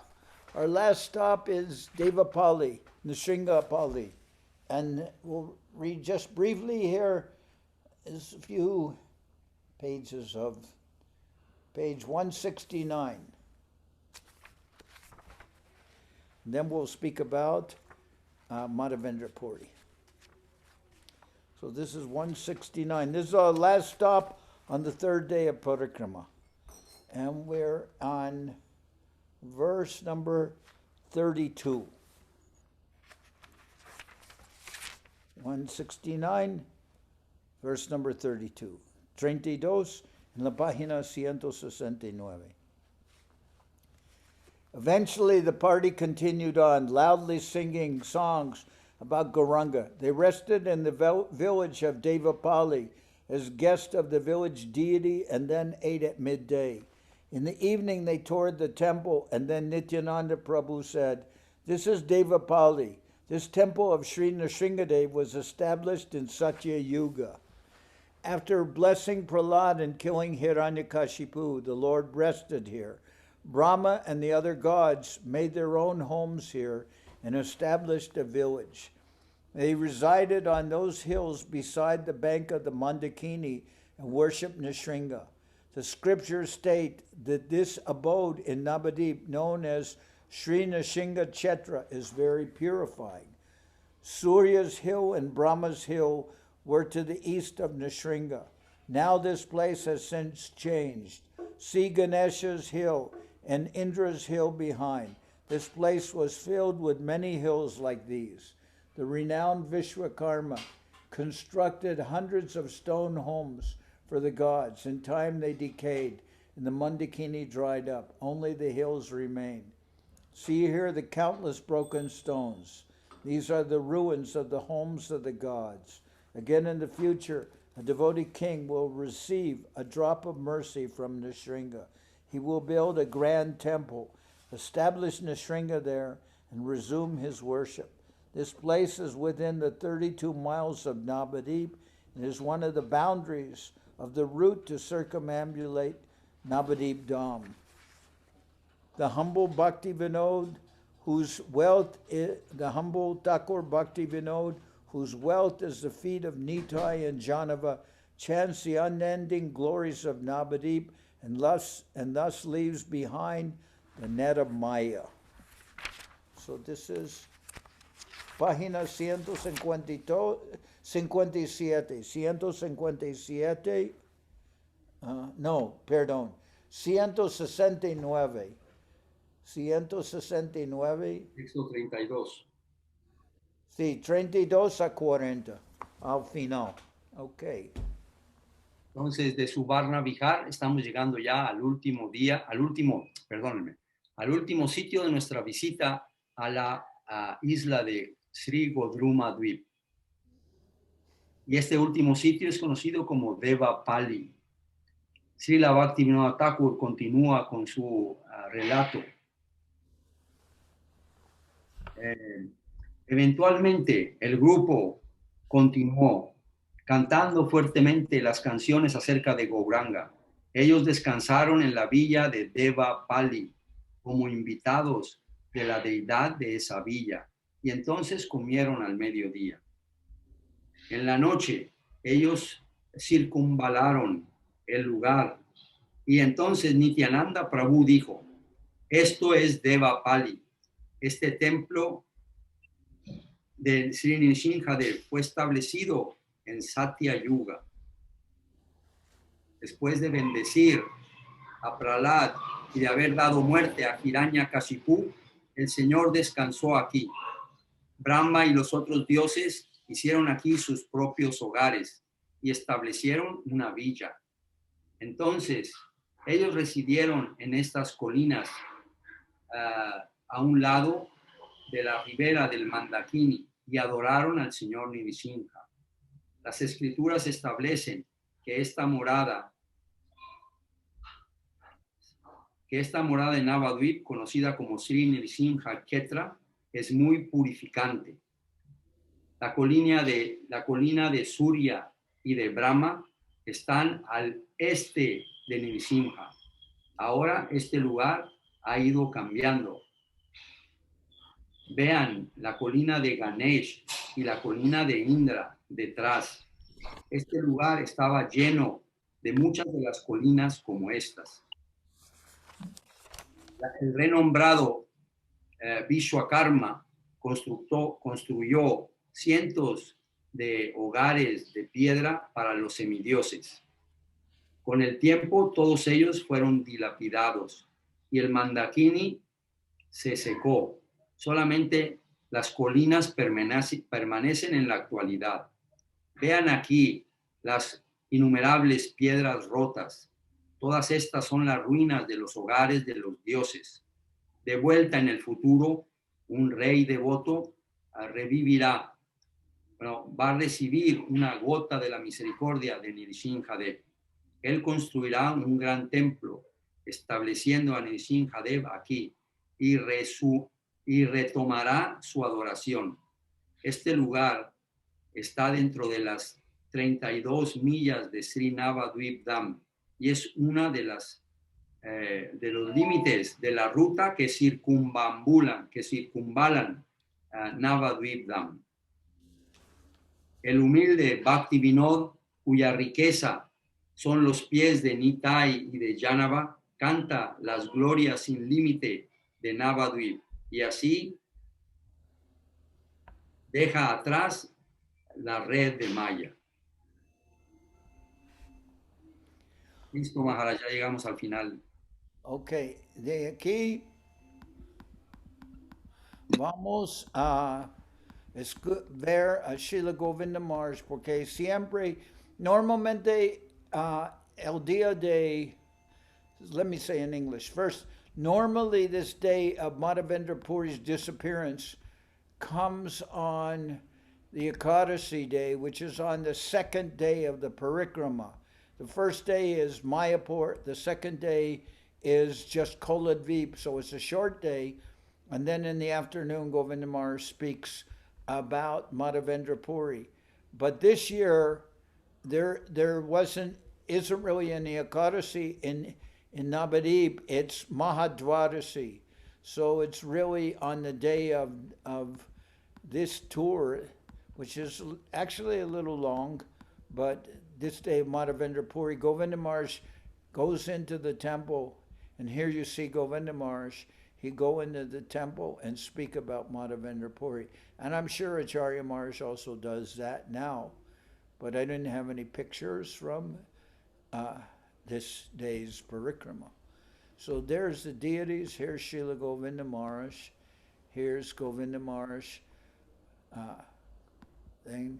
going to the temple with his devotees, and he'll speak about Madhavendra Puri. So you see, and there, very nice. So there's, in white, that's Mukunda, later became Madhusudan Maharaj. And over here, you also see Parvat Maharaj is sitting there. Parvat Maharaj is sitting there. So my old friends are here. Then Srila Govinda Maharaj. There's Yudamanyu Seva Vikram. Govinda Maharaj speaking of the glories of Madhavendra Puri. Very happy mood. And we will speak about Madhavendra Puri now, because it is his divine disappearance day. So I will say that in the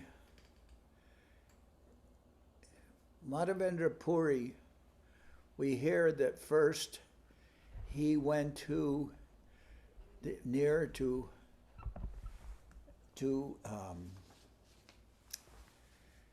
in Govardhan, and he's near Govinda Kund in Govardhan. And there, while he's there, Madhavendra Puri has this practice. He won't. If he's offered some food, he'll eat. If he's not offered any food, he will fast. He's will not beg for food. He's a very, very pure soul. And while he's there, near the Govinda Kund, one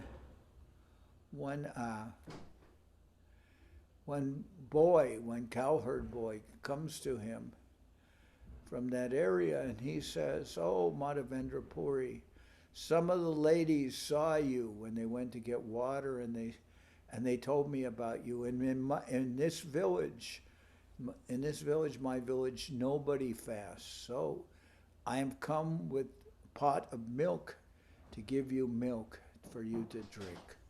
And I cannot stay long, but I am giving you this pot of milk, and then I will come back later and collect the empty pot.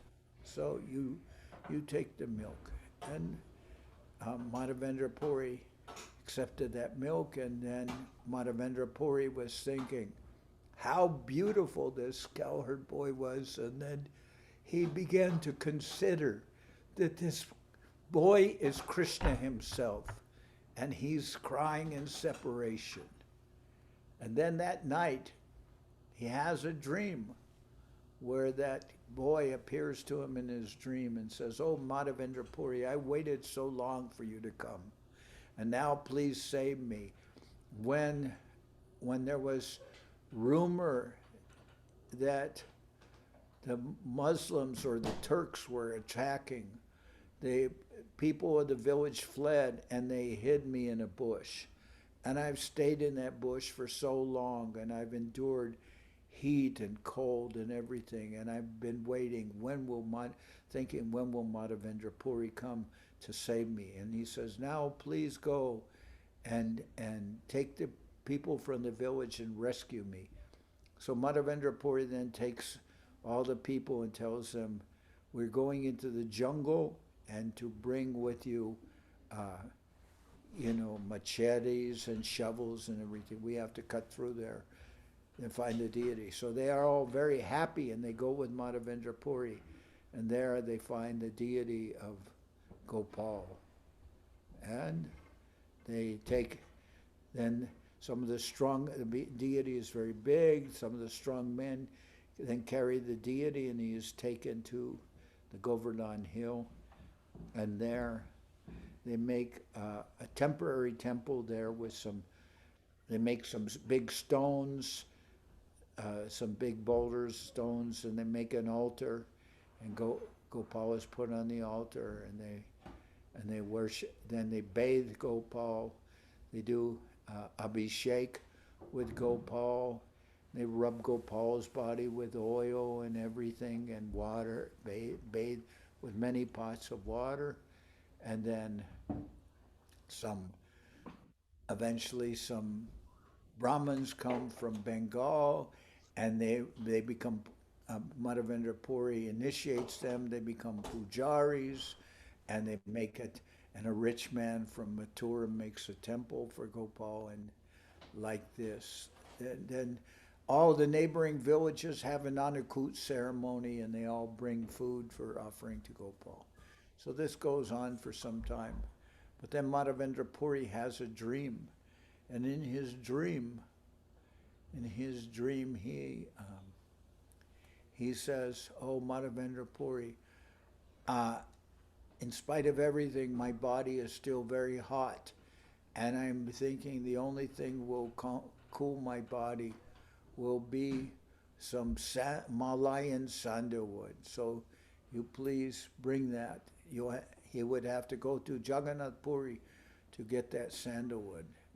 So then Madhavendra Puri leaves, and he travels. He travels through Bengal.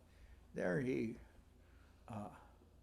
meets with, actually Madhavendra Puri on this trip become the spiritual master of Ishwara. Ishwara Puri, he becomes the spiritual master also of Advaita Charya. He becomes the spiritual master of Nityananda Prabhu. anyway, he goes on, and then when he's traveling through Ramuna, he comes to the temple of Ramuna, and there in Ramuna, he sees that they're doing very, very beautiful. Let's see. He sees they're doing offering some special kheer, some condensed milk to, let's see, so he sees that they're offering special kheer to the deity of Gopinath. The deity is named Gopinath, and Madhavendra Puri thinks, if I could learn if I could taste that kheer, I could know how to make that kheer for my deity Gopal. So he's thinking like that. But then he becomes ashamed. How can I be thinking of tasting something while it's being offered to the deity? So he leaves the temple and he goes into the marketplace and just sits there for the night. And then the pujari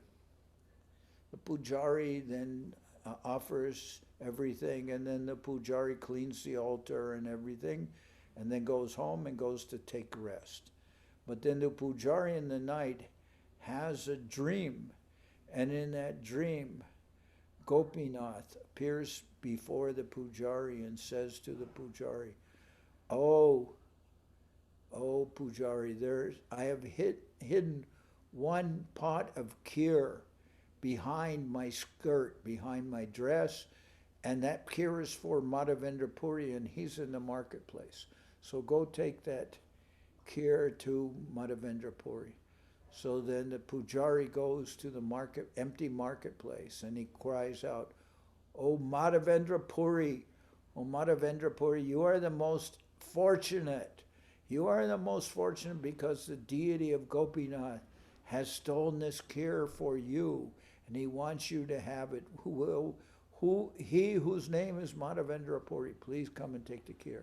So then Madhavendra Puri comes and takes that pot of kheer, and he eats the kheer, and then after he eats the pot, he breaks the clay pot in pieces, and he wraps it in his dhoti, and then after that, each day he would eat a piece of that clay pot.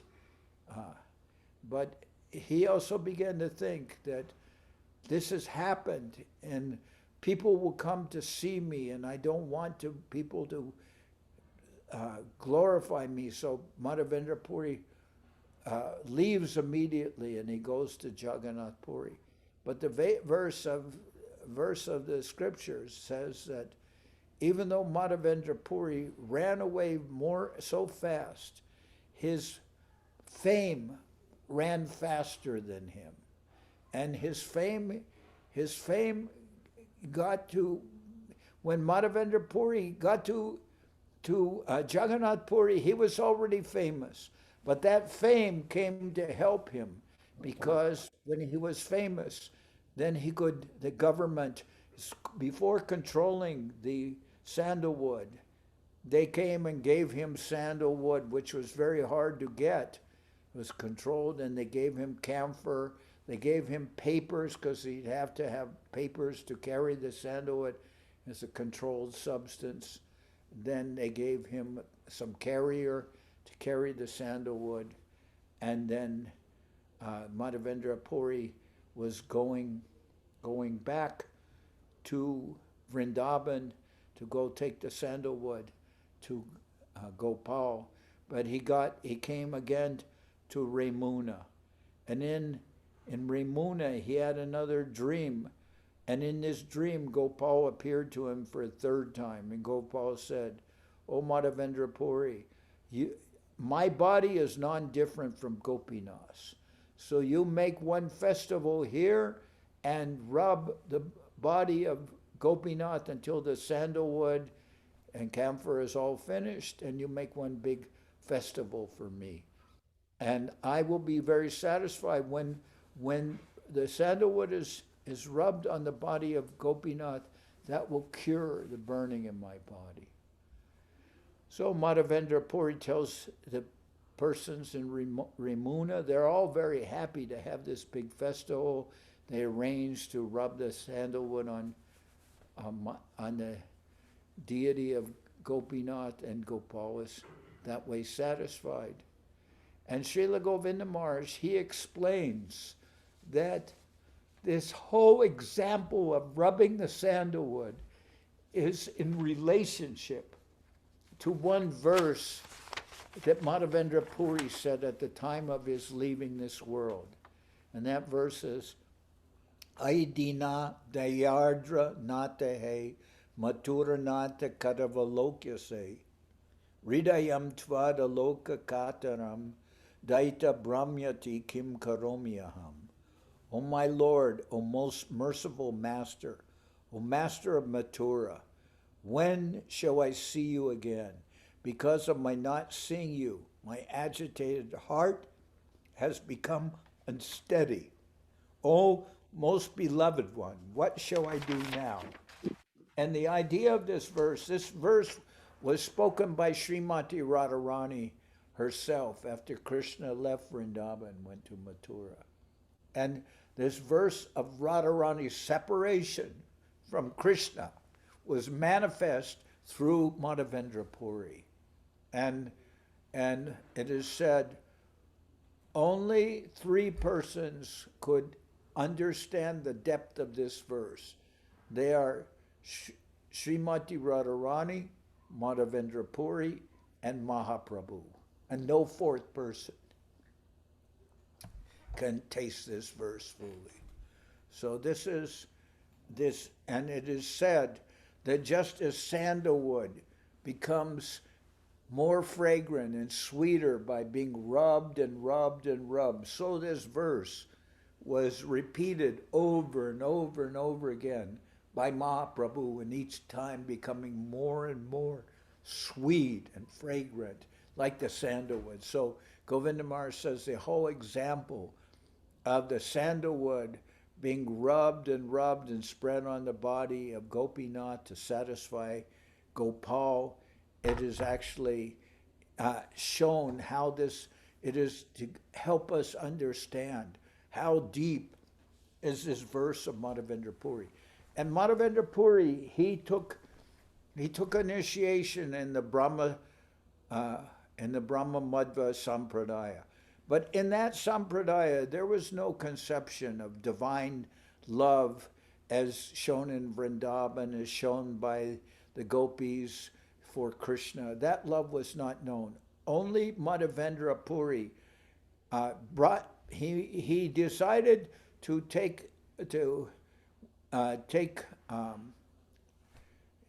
be in that Brahma Sampradaya, but he's the first one who actually shows what's called the ankur, or the sprout of the tree of Mahaprabhu that would later appear.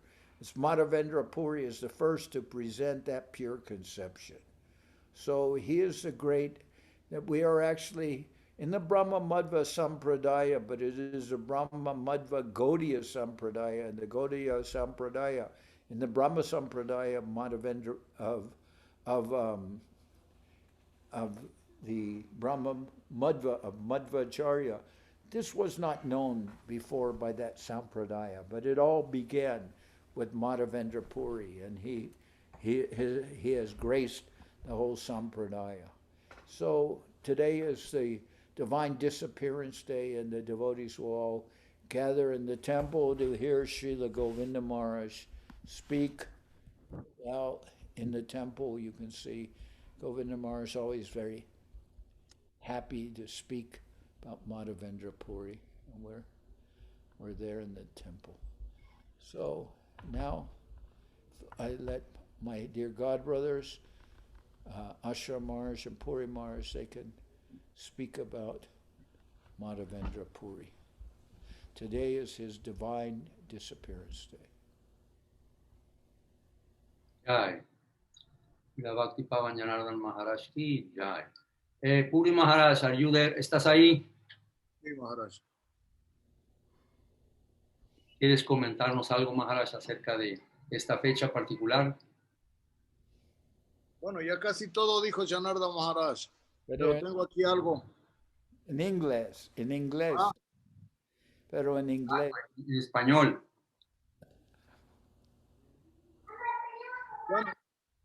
Bueno, hubieron unos incidentes muy importantes. El primero fue cuando, como dice Guru Maharaj, Madhavendra Puri, él no le gustaba hacer Madhukuri. Madhukuri es el sistema que usan en Brindavan los santos, los babajis, para poder conseguir algo de comida. Pero él no mendigaba ni hacía Madhukuri. Él solamente si de un árbol caía alguna fruta, él comía. Si no, ayunaba. Entonces, en una ocasión, Krishna se acercó y le dijo que a un lugar donde él fue a coger agua, las muchachas que estaban lavando ropa ahí se dieron cuenta que él no había comido. Entonces Krishna, como un niño pastorcito, les llevó leche y le dijo, en mi pueblo nadie ayuna. Así es que les llevó leche. Entonces Srila Guru Maharaj dice, cuando nosotros vemos eso, cualquiera puede decir, no, increíble, muy, muy afortunado Madhavendra Puri. Krishna en persona les llevó comestibles, les llevó leche. Pero Guru Maharaj cuenta el ejemplo de Rupa Goswami, cuando él se lamentaba por no tener ingredientes para prepararle un arroz dulce que le gustaba tanto a Sanata Goswami. Entonces él dice que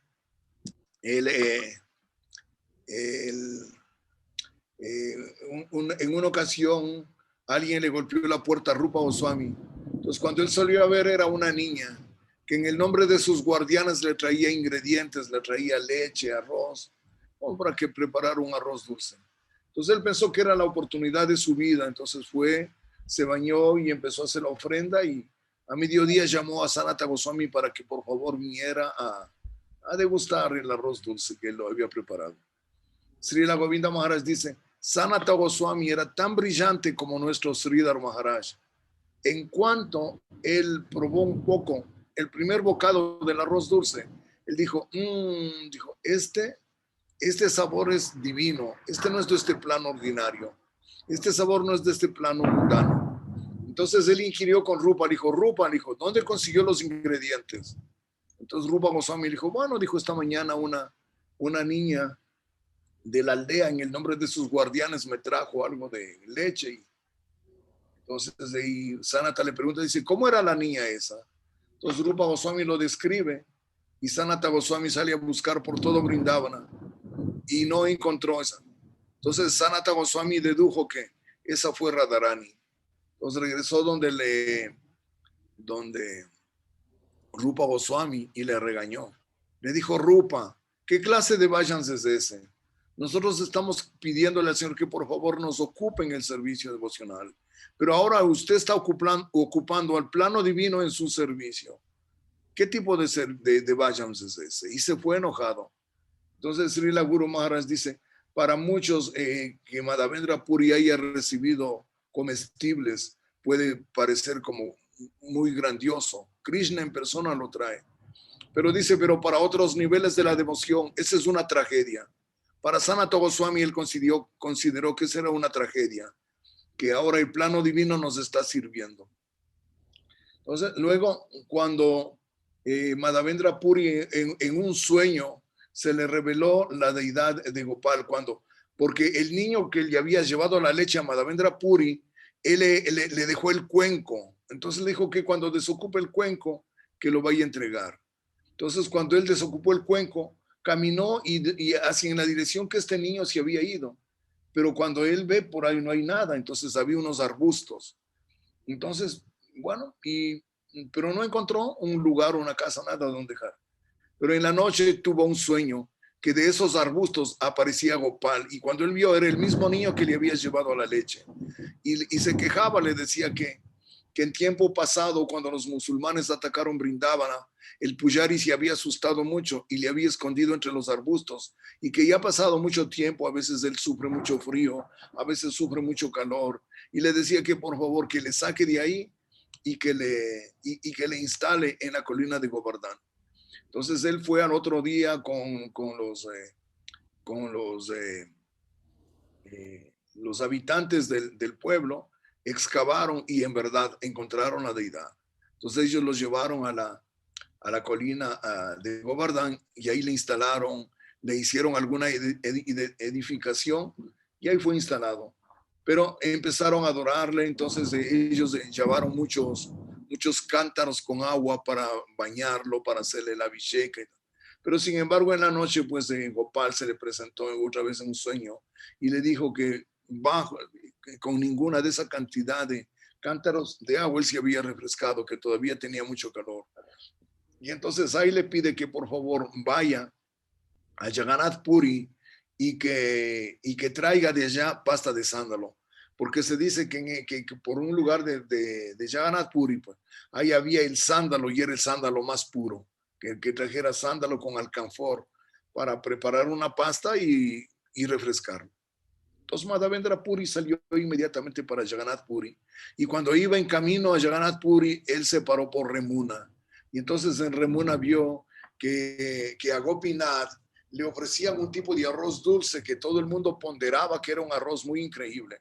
Entonces Madhavendra dijo, yo quisiera ver cómo preparan eso para ofrecerle eso a mi Gopal. Entonces, cuando está pensando eso, dice, si pudiera por lo menos probar un poco. Pero cuando él reflexiona un poco, dice, pero ¿yo qué estoy haciendo?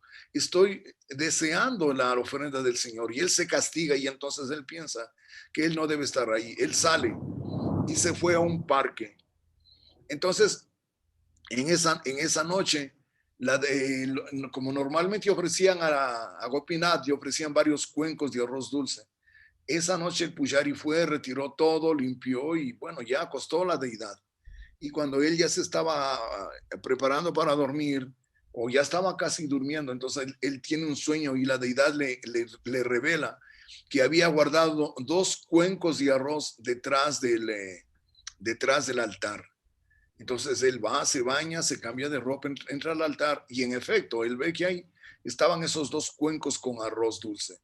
Entonces la deidad le dice, por favor, dice, busca a mi devoto, él debe estar por el parque, él se llama Madhavendra Puri y entrégale estos 2 cuencos de arroz dulce, del kir. Entonces él salió, el pujari, y empezó por el pueblo a gritar, ¿quién se llama Madhavendra Puri? El que se llama Madhavendra Puri. Y al momento apareció Madhavendra Puri, entonces dijo, estos 2 cuencos de arroz me dio la deidad para ti. The kir. ¿Ah? The kir. El kir, arroz dulce. Entonces lo entregó. Y entonces él, Madhavendra Puri, se puso a pensar, dijo, bueno, ahora esto se ha hecho público. El pujari estaba gritando mi nombre y vieron que me ha dado algo que fue enviado por la deidad.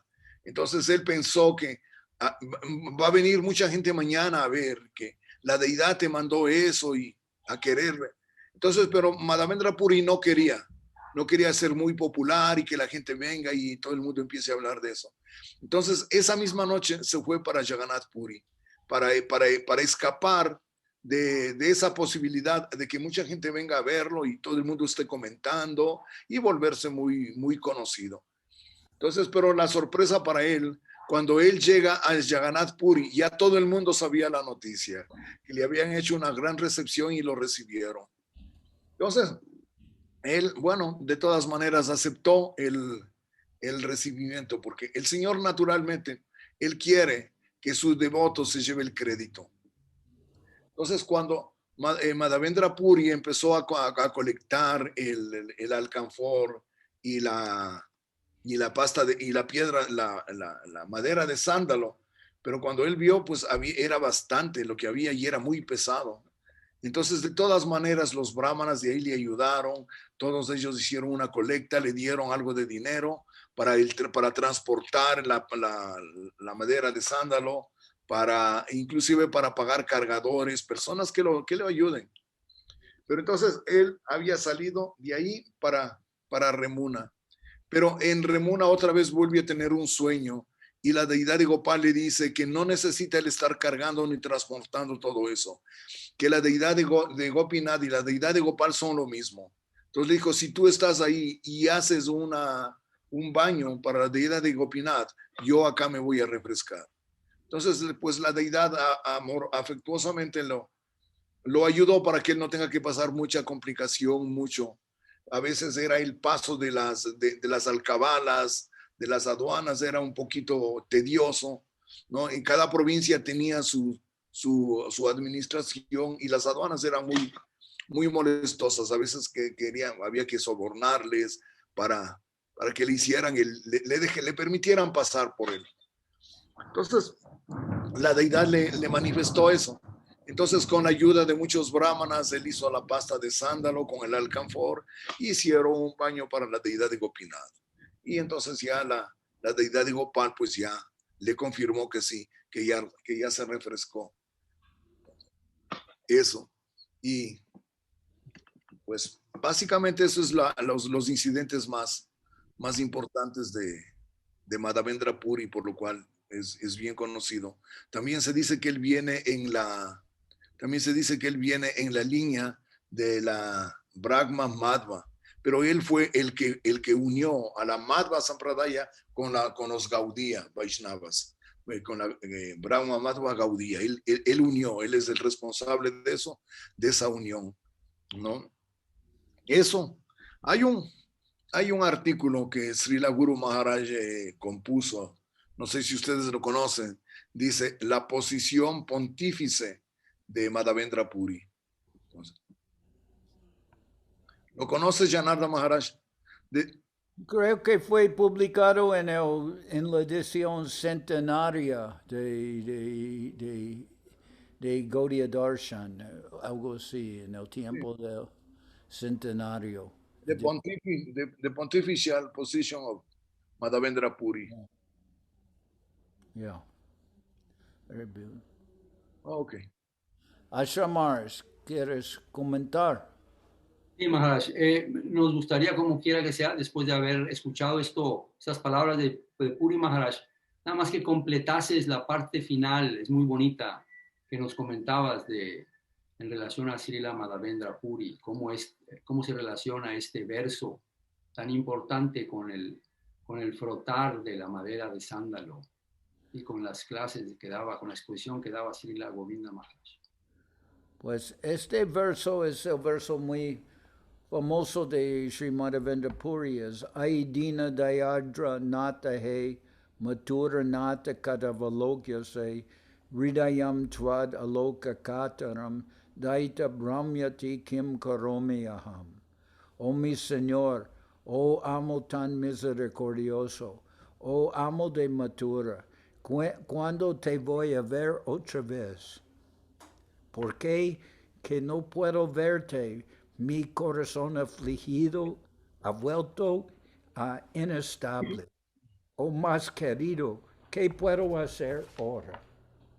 Esa es la adoración que Madhavendra Puri recitaba una y otra vez al momento de salir de este mundo.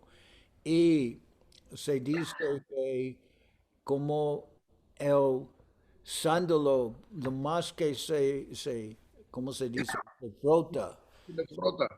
Se frota, lo más fragrante que vuelve, que está así, el sándalo está hecho por frotarlo con una piedra plano. Y ahí, lo más que lo frota el sándalo, lo más fragrante que vuelve. Y Madhavendra Puri decía este verso una y otra vez. Y Govinda Maharaj dice, el punto de la historia de todo eso es para glorificar el verso de Madhavendra Puri que recitó al momento de salir de este mundo. Y se dice en las escrituras que solamente 3 personas podían entender ese verso. El verso está hablado por Srimati Radharani y se manifestó ese verso a través de Madhavendra Puri.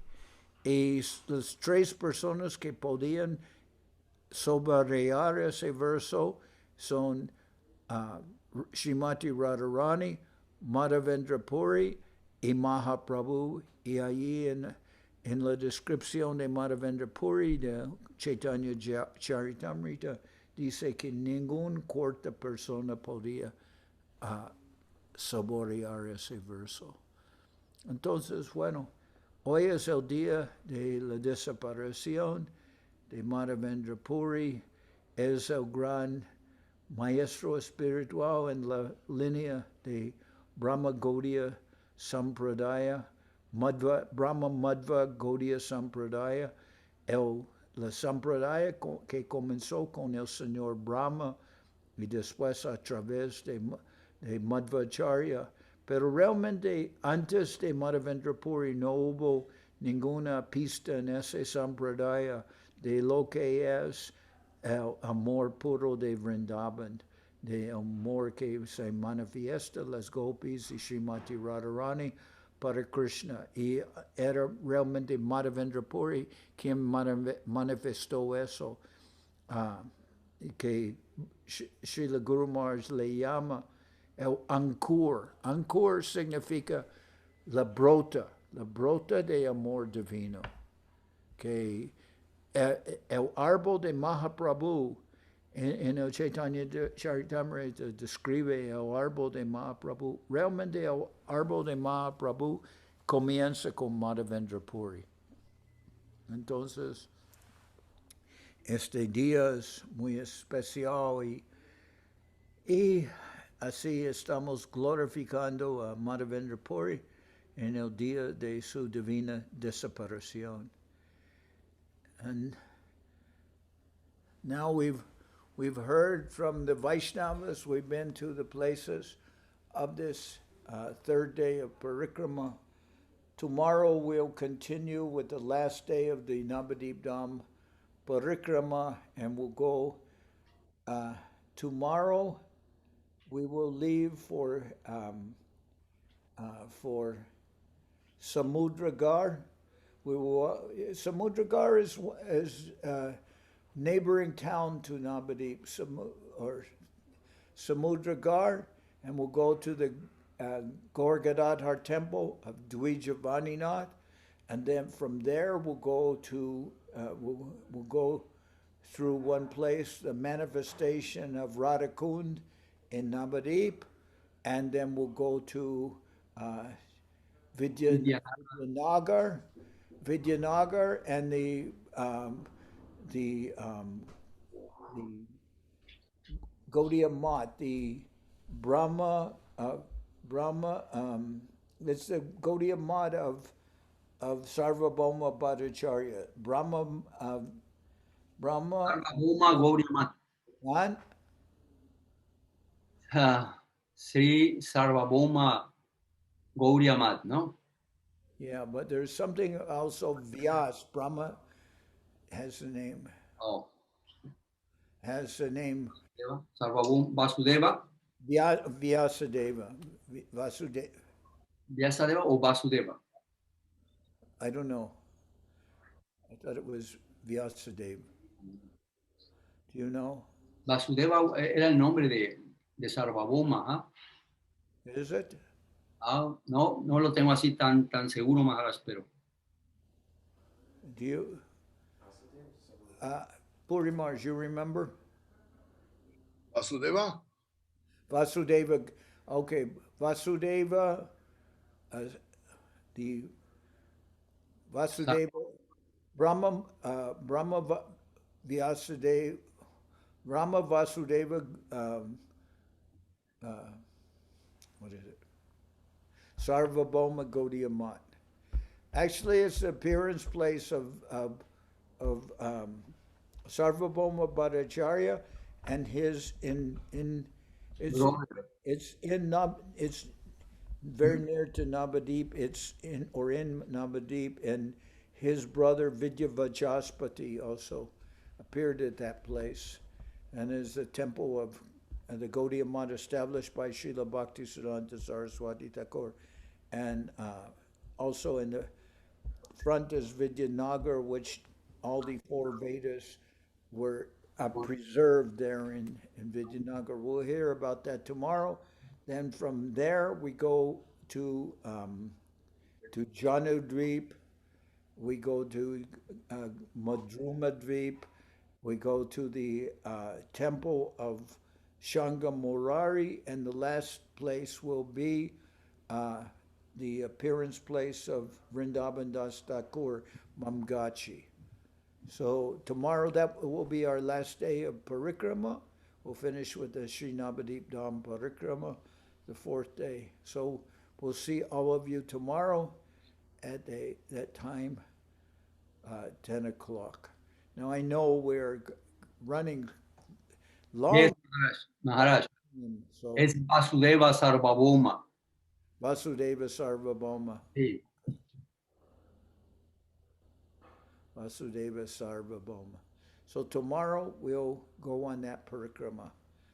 And I will see all of you. I know we are running long time, and but we are doing Spanish, we're doing English, we're doing Bengali, something of Bengali, and we're singing, not singing actually, we're not singing, but we're hearing Acharya Mar's leading kirtan. So tomorrow join with us.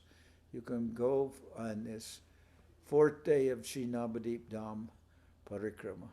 And we're trying to, only desire is to satisfy the devotees. That is the desire. And many Janardan Maharaj está cerrando el día de Parikrama de hoy con esta expresión de que nuestro único deseo es el de satisfacer a los devotos. Y estaba explicando también lo que vamos a tener mañana, en el último día de Parikrama, de este Parikrama virtual, ¿verdad? Organizado por él, con la presencia de Don Chinmoy Prabhu y con la presencia de Puri Maharaj y de todos ustedes. Nos está diciendo de lo que va a suceder mañana. Mañana va a suceder, vamos a visitar por último, en este día final, uno de los últimos sitios en la isla de Koladvip, donde se encuentra el Sri Chaitanya Saraswat Mat. Ahí en Koladvip, en este lugar conocido como Samudragat. Después de ahí vamos a escuchar, por supuesto, los pasatiempos de ese lugar. Después vamos a ir a Champahati a ver el templo, las hermosas deidades de Gorgadadhar, ¿cómo se llamaba el servidor de las deidades, Maharaj? Gorgadadhar, I don't remember. Lo mencionaste. Oh, Dvijavaninath. Dvijavaninath, una historia muy bonita también en relación a Baladeva, no, a Jayadeva Goswami y su esposa Padmavati. Champahati. Después de ahí vamos a ir al lugar de Ritudvip, donde se encuentra, ¿verdad?, la relación de la manifestación de Sri Radha Kunda, Shyama Kunda, el Srimati Radharani, el balneario de Srimati Radharani, tan especial en la adoración de los Vaishnavas, caudillas. Después vamos a ir a otro lugar que es conocido, que Maharaj estaba ahorita mencionando, de Vidyanagar. ¿Está en Janudweep? Vidyanagar is in... Vidyanagar. No. No sé dónde se encuentra. ¿En Ritudweep o en Janudweep? No, Janudweep is later, I think. Entonces, Vidyanagar, la aldea, ¿verdad?, donde todo el conocimiento se encuentra localizado. Ese es el lugar del nacimiento, la casa paterna de Sarvabhauma Bhattacharya y de Vidya Vachaspati. El padre de ellos, Visarada, algo así, donde ellos nacieron, ¿verdad? Y ahí Srila Bhaktisiddhanta Saraswati Thakur, Maharaj decía, también fundó un templo. You are right, Maharaj, it's Ritudweep. Ritu Dvip, ok, el Ritu Dvip. Y ahí Srila Bhaktisiddhanta Saraswati Thakur, decía Maharaj, también fundó uno de los templos, ¿verdad? Tan gloriosos en los lugares de los pasatiempos de Sriman Mahaprabhu, conocido como, en relación al nombre de Vasudeva Sarvabhauma Bhattacharya, de la Sri Gaudiya Mat. Se encuentra ahí cerquita el lugar que se localiza como la casa paterna, donde Sri Chaitanya Mahaprabhu se subió a la azotea para que todos lo viesen después de 5 años de estar ausentes en Sri Navadvip Dham, la azotea de Vidya Vachaspati, en la casa de Vidya Vachaspati. Después de ahí vamos a ir a la isla de Janudvip, ¿no? De una manera breve vamos a pasar a la isla de Janudvip y después, por último, vamos a ir a un lugar ya tal vez en Modadrumadvip, un lugar conocido como donde se encontraba este devoto famoso Sharanga Murari, ¿no? Una historia muy bonita, muy bella. Y finalmente vamos a terminar en el último lugar sagrado de nuestro recorrido por Sri Navadvip Dham, en el lugar de la aparición de Srila Vrindavan Das Thakur. Ok. ¿Está Puri Maharaj?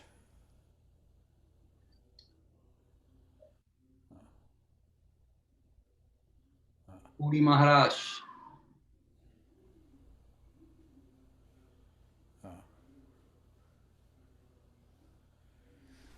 Okay. Se ve el nombre, Se ve el nombre, pero...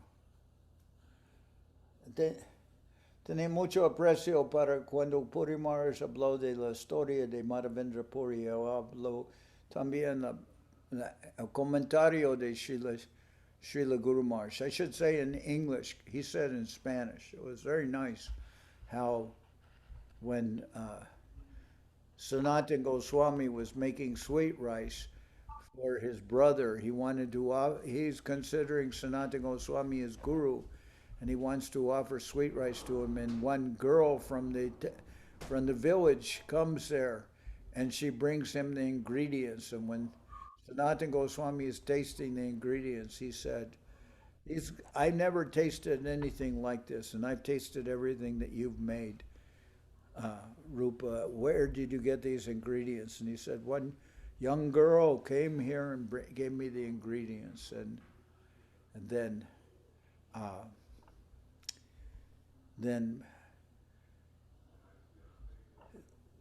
Sanatana Goswami, he knew everyone there, and he checked, and that no one could say where this girl was from, or they did not know her. And then Sanatana Goswami could understand that Radharani herself had come to bring the ingredients, and he was very upset. Sanatana Goswami said, who we are trying to serve, you are taking service from her, and that is not good, Rupa. And he was very sad. And it was very nice because Puri Maharaj compared that with Madhavendra Puri. He said certainly the position Madhavendra Puri is the most exalted. But there we can see Guru Maharaj's comment is that that Krishna served Madhavendra Puri himself, but the devotion of Sanatana Goswami so special that he did not want to take service from the Lord, and he was very sad that Radharani had come to bring the ingredients for making that offering. Anyway, tomorrow we'll continue. Today we end here. My Dandavat pranams to everyone. We are very happy to be with the devotees on this virtual parikrama. Maybe all will have the opportunity next year to go back to be in Navadip during this time with Acharya Maharaj and the devotees there. So my Dandavat pranams to all of you. I'm Dandavat Sripad, Dandavat Srila Ashram Maharaj, Dandavat Sripad Bhakti Bandhava Puri Maharaj, Dandavats to all the devotees. Okay.